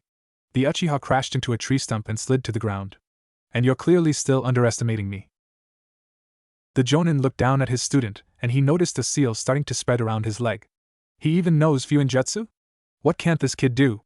Kakashi thought as his Sharingan already saw the chakra moving as the blonde held up a hand sign.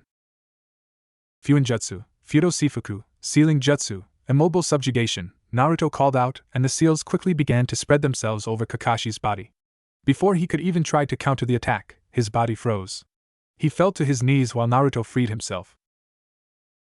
He then walked over to the tree while the Naruto clone dispelled. Sasuke snarled at him, and the blonde turned to him. I think you've got about 5 minutes left, Sasuke. If this is as good as you're gonna get, then you can forget about Itachi. In fact, you might as well forget about resurrecting your clan. I don't know any woman who'd have the children of such a weakling, Naruto said with a smirk. Sasuke scowled angrily and Kakashi cursed. Simple goading. It's a little mean, but very effective. Someone of Sasuke's temperament won't let that go, the older of the three thought. He sighed. He wished he could say it wouldn't happen, but he knew it would. He'd read all of their profiles. Aside from Naruto, Sakura and Sasuke were just as he assumed they were. Shut up. Don't you dare mention Itachi to me. Sasuke hollered as he jumped up and charged at Naruto with a kunai. Kakashi would have told the Uchiha to calm down, but even his speech was taken away. He couldn't move his body to even try and get rid of the technique. Sasuke roared as he swung the kunai left and right at Naruto while the whiskered boy moved his head out of the way. He danced out of the way of the Uchiha. When Sasuke kicked, Naruto matched the kick. The black-haired boy recoiled in pain. He thought he felt his leg break into pieces. Since when did Naruto kick so hard? If anyone were to ask Sasuke how he felt right now, then he'd say he felt absolutely furious. He felt so furious that he wanted to cry. What had he been training so hard for? Why had he worked so hard for so little? I punch and punch, but he blocks all of them.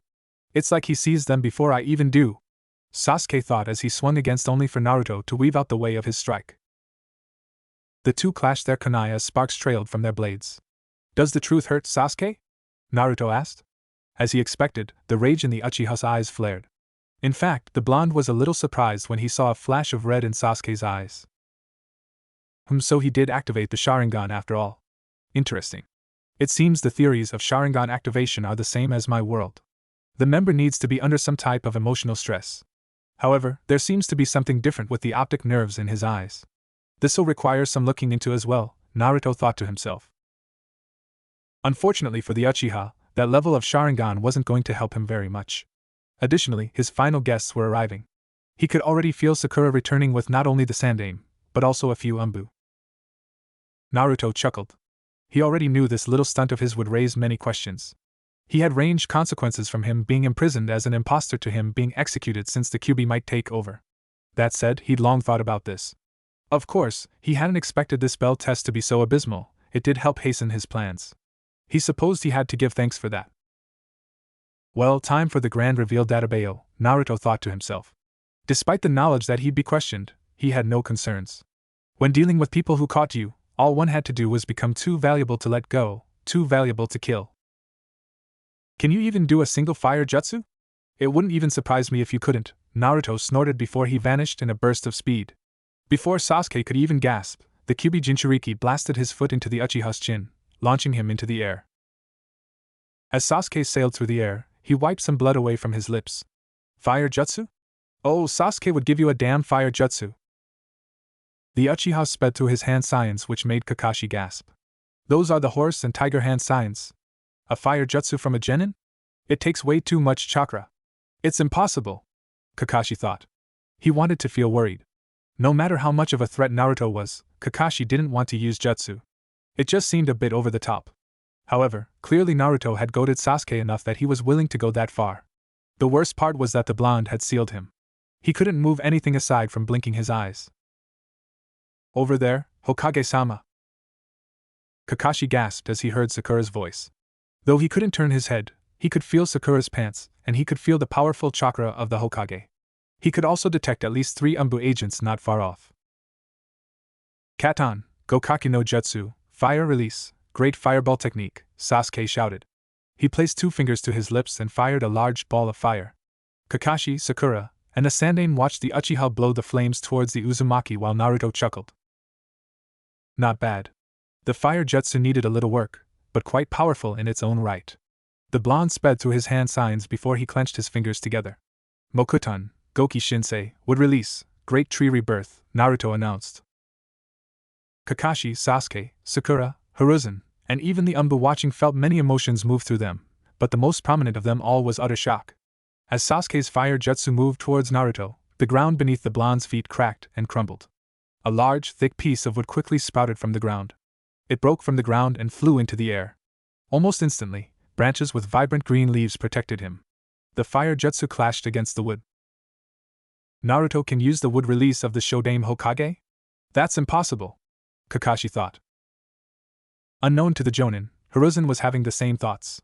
He'd been surprised when Sakura came bursting into his door all but begging him to come to the training grounds.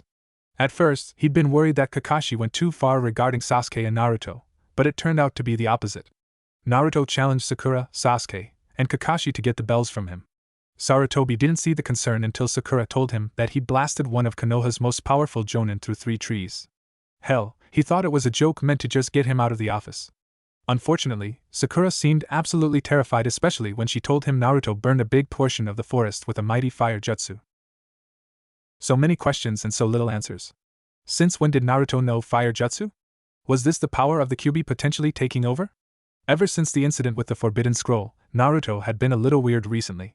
It was only now that Hiruzen even wondered if this Naruto in front of him even was Naruto at all. The flames of Sasuke jutsu slowly started to dispel as he landed on the ground. Then everyone gasped when they heard the alarm clock go off. Naruto noticed it and smiled. Looks like I win, Kakashi-sensei, he said as he stepped from around the tree he'd created. Sasuke stared at the tree in shock before he and the others noticed Naruto take the bells off the kunai. He tossed them on the Jonin's lap. The blonde then touched Kakashi's shoulder and unsealed his movements. The silver-haired man fell forward and panted. He touched his face. He was sweating. He was actually sweating. Did a genin just actually make him sweat?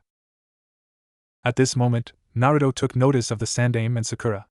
Everyone was equally stunned into silence by what he'd done. At this point, Naruto didn't even bother putting up an illusion. It would only make this whole thing more complicated. Naruto stood in front of Sarutobi. "Hello, Hokage-sama," he answered. His clear blue eyes stared at his Hokage. The aged man stared at the young boy with absolutely no amount of mirth in his eyes. "Naruto-kun," Hiruzen replied punctually. Sakura quickly ran to help Sasuke. "Sasuke-kun, are you alright?"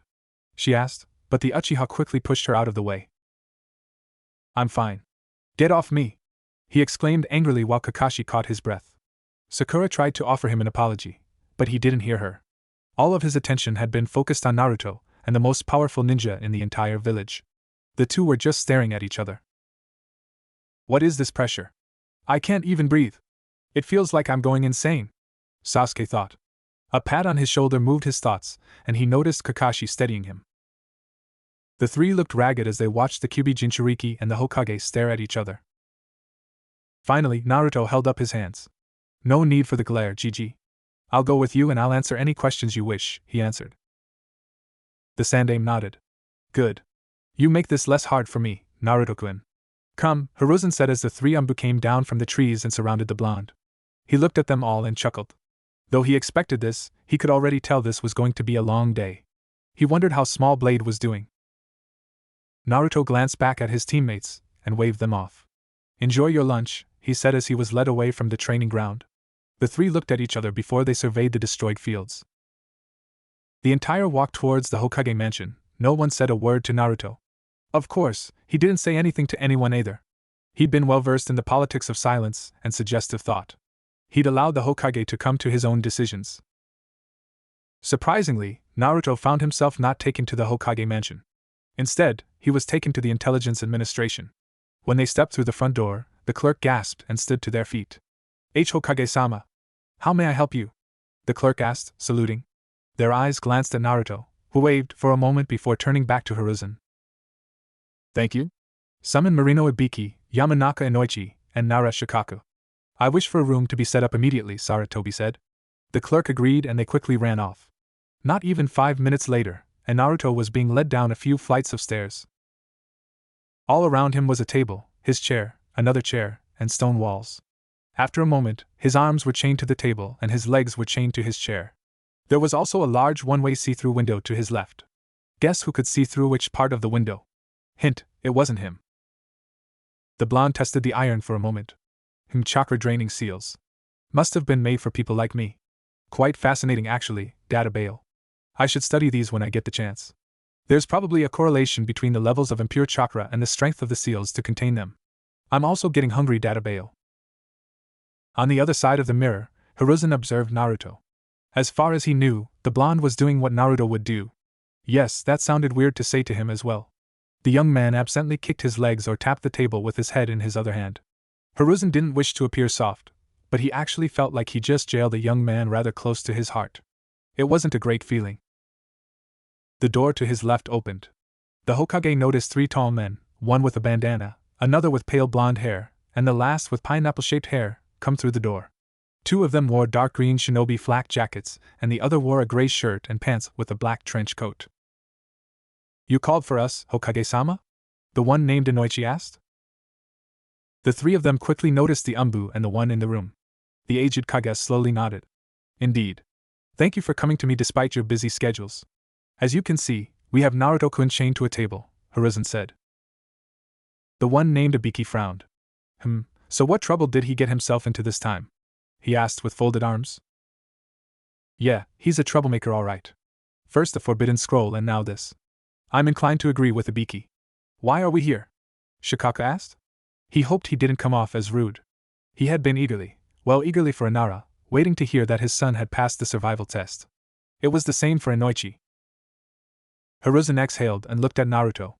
Naruto-kun had his survival test half an hour ago, he said, which got their attention. "And?" Ibiki asked. Sarutobi turned to them. "From what his female teammate, Sakura, told me, Naruto said the test was fucking stupid. I'm told he did this after Kakashi tried to perform the twin belt test. He then said he gave up. He didn't give up going to the academy. He didn't give up becoming a Konoha shinobi. He gave up becoming affiliated with Konoha at all, Kakashi replied, which got shocks from the three men and the Umbu in the room. That is distressing, Inoichi said. Sarutobi agreed, but he continued. Kakashi insisted that Naruto still try. So, Naruto decided to do a different test. After some words, he challenged Kakashi, Sasuke, and Sakura to simply touch the bells and he'd fail the test, the Sandaime said this time. Shikaka tried to not laugh. Well, he's good for a laugh if not much else, the Nara had said, but Inoichi and Ibiki noticed the uncertain look in the old man's eyes. I take it something went wrong? It sounds insane enough that a boy, not even a genin yet, would challenge not only one of the most talented jonin in Konoha, but also the best academy student of the year, Uchiha Sasuke. What happened? Inoichi asked. Sarutobi sighed, almost as if trying to believe this story himself. Well, Sakura said Naruto kicked Kakashi through 3 trees. He also burned almost half the training ground forest down with a large fire jutsu, Hiruzen said. No one was quite sure what to say to that. The 3 looked at the Hokage like he was insane, but the look on his face made them all shiver. Hiruzen wished he wasn't, but he'd seen the battlefield. It was completely destroyed. Did he use the Kyuubi's chakra? Ibiki asked seriously, not that there were many occasions where he wasn't serious. That is what I'm trying to determine, but it doesn't seem like it. Also, that's not the most surprising part, he announced. Shikaka pinched the bridge of his nose. It's not. Well, what else is there? He asked. Of all the things he was expecting to hear, this was not one of them. He was already trying to figure out how the last of the academy overpowered one of the strongest jonin. This sounded like something out of a damn novel. He subdued Kakashi with a Fuin seal.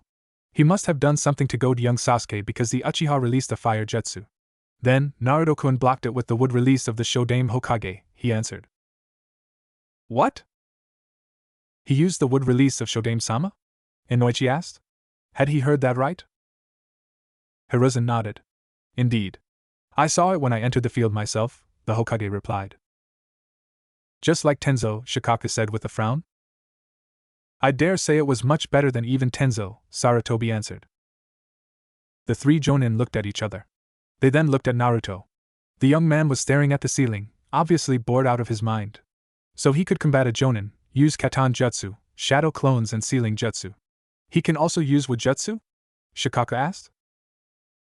Hiruzen nodded to all of it. Are we even sure this is the same brat? Ibiki asked. That's what I've called you 3 here for. I'm here to figure that out. I'd like to. Sarutobi paused when he heard Naruto knocking on the table. They all looked to see the blonde staring at the mirror. So, I assume someone's talking back there. Hey Gigi, if you're listening, can I get some food? I'm a little hungry after all that. You might want to get something for yourself too. Something tells me we're gonna be here for a little while, Naruto claimed as he stared at the mirror. The 4 members looked at each other. Hiruzen turned to the Umbu. Find the nearest food stall. Order some lunch for everyone and something for Naruto-kun. Put it on my tab.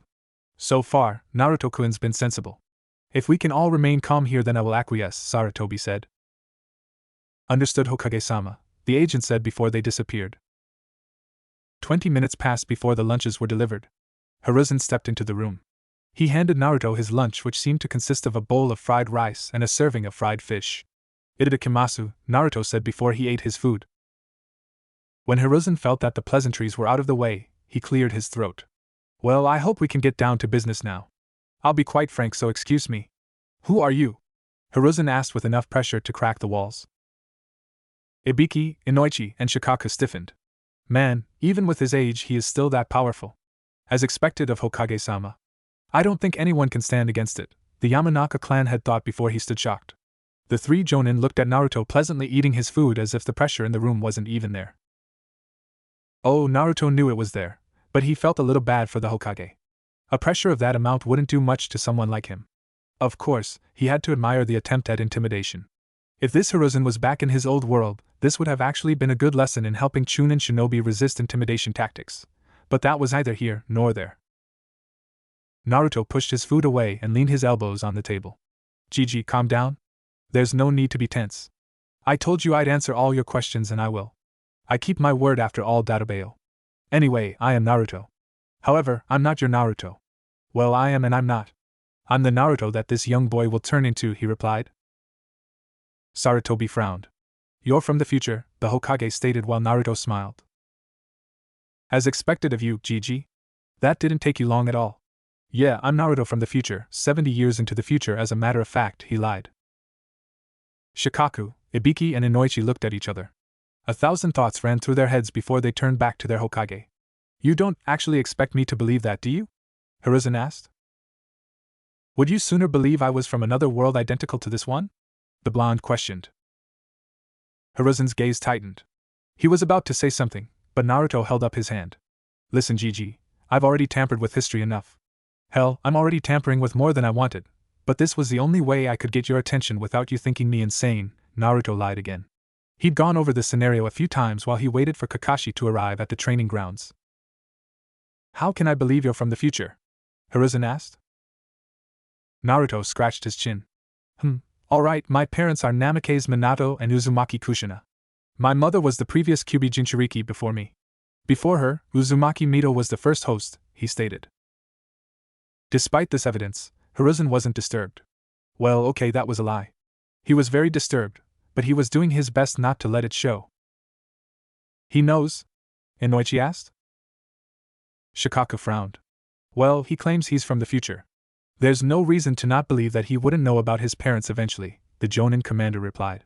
The worst part was that he couldn't tell if he was talking out of his ass or not. Sarutobi sighed. His nerves had been shaken with those words. Indeed, Naruto was the son of the Yondaime Hokage and Uzumaki Kushina. The events of his birth were greatly covered up.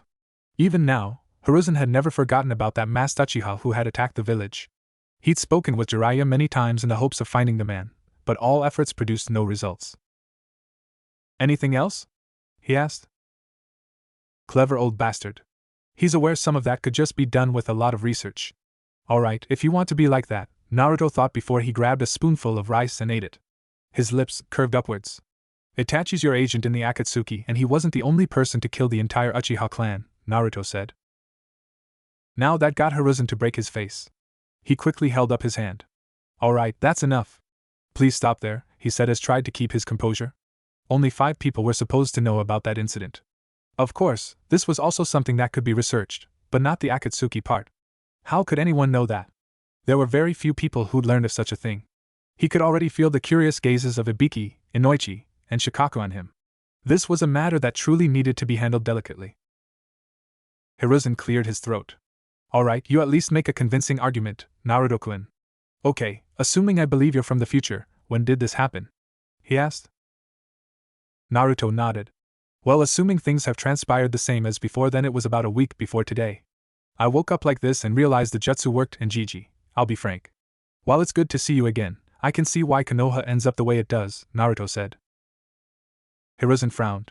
What do you mean? He asked. The Kyuubi Jinchuriki sighed and leaned forward in his chair. Gigi, do you know why I had to come back to the past? To save not just Konoha, but all the elemental nations. I'll tell you this right now, these 3-man cells, these lessons on chakra, these types of jutsu, they are all inefficient. It's coming, Gigi, an enemy that the elemental nations aren't ready for, an enemy that none of us can beat unless we stand together right now. It is the end of the world, Naruto replied. Well, that's not ominous, Ibiki said while Inoichi and Shikaku shushed him. The Sandaime leaned forward. What do you mean the end of the world? He asked. Naruto closed his eyes and sighed. Gigi, there is a threat out there much stronger than Akatsuki, stronger than the Bijou, stronger than anything the elemental nations are prepared for, he said with a great amount of dread in his voice that made Hiruzen, Inoichi, Shikaku and Ibiki feel the same. A threat to the elemental nations? What does he mean we're inefficient? These were policies and strategies implemented by the Nidaime Hokage that even the other nations adopted, Inoichi said while Shikaku placed a finger to his chin. I will admit the 3-man cell has some issues, but the benefits greatly outweigh the negatives. I feel we're missing something, Shikaku said. Let's be sure we pay attention then, Ibiki said. The others agreed while Hiruzen held up a hand for some time to think. Wait a moment, Naruto-kun. What is this threat? What is this threat that will destroy the elemental nations? He asked. Naruto's eyes narrowed. Tell me, Gigi, what do you know of the Sage of 6 Paths? Naruto asked. Sarutobi raised an eyebrow and thought for a moment. The Sage of 6 Paths. He was a godly figure that many believe the Senju and the Uchiha originated from. He is the one who gifted chakra to the world. It has been rumored that every Kekai Genkai originated from him, the Sandaime said while Naruto slowly nodded. And where do you think the Sage of Six Paths came from? He asked. Behind the glass, Shikaka frowned while Ibiki snorted. We're being attacked by a rumored deity? Rumors go as high as the Sage of Six Paths being the child of Kami. It's a story parents tell their children, the bald man said. This was ridiculous. The head of the Yamanaka clan thought differently. People also tell their children scary stories about the Kyuubi, Inoichi replied. Ibiki's frown deepened. Naruto leaned forward. You might think my point might be a little ridiculous, but Gigi, imagine an entire clan of the Sage of Six Paths, and the sage is amongst their weakest members, the blonde said. Why do I feel like they're talking about a fairy tale? Ibiki asked. Shikaku scratched his scalp. It might actually be like that. That's just how incredulous it seems. Never mind the Sage of Six Paths being real, but if we're talking about an entire clan of people like him, then I can see why he would say the elemental nations wouldn't survive, the Nara had said. Unfortunately, while this little fib might seem like nothing, it was actually very real. Naruto had faced them before.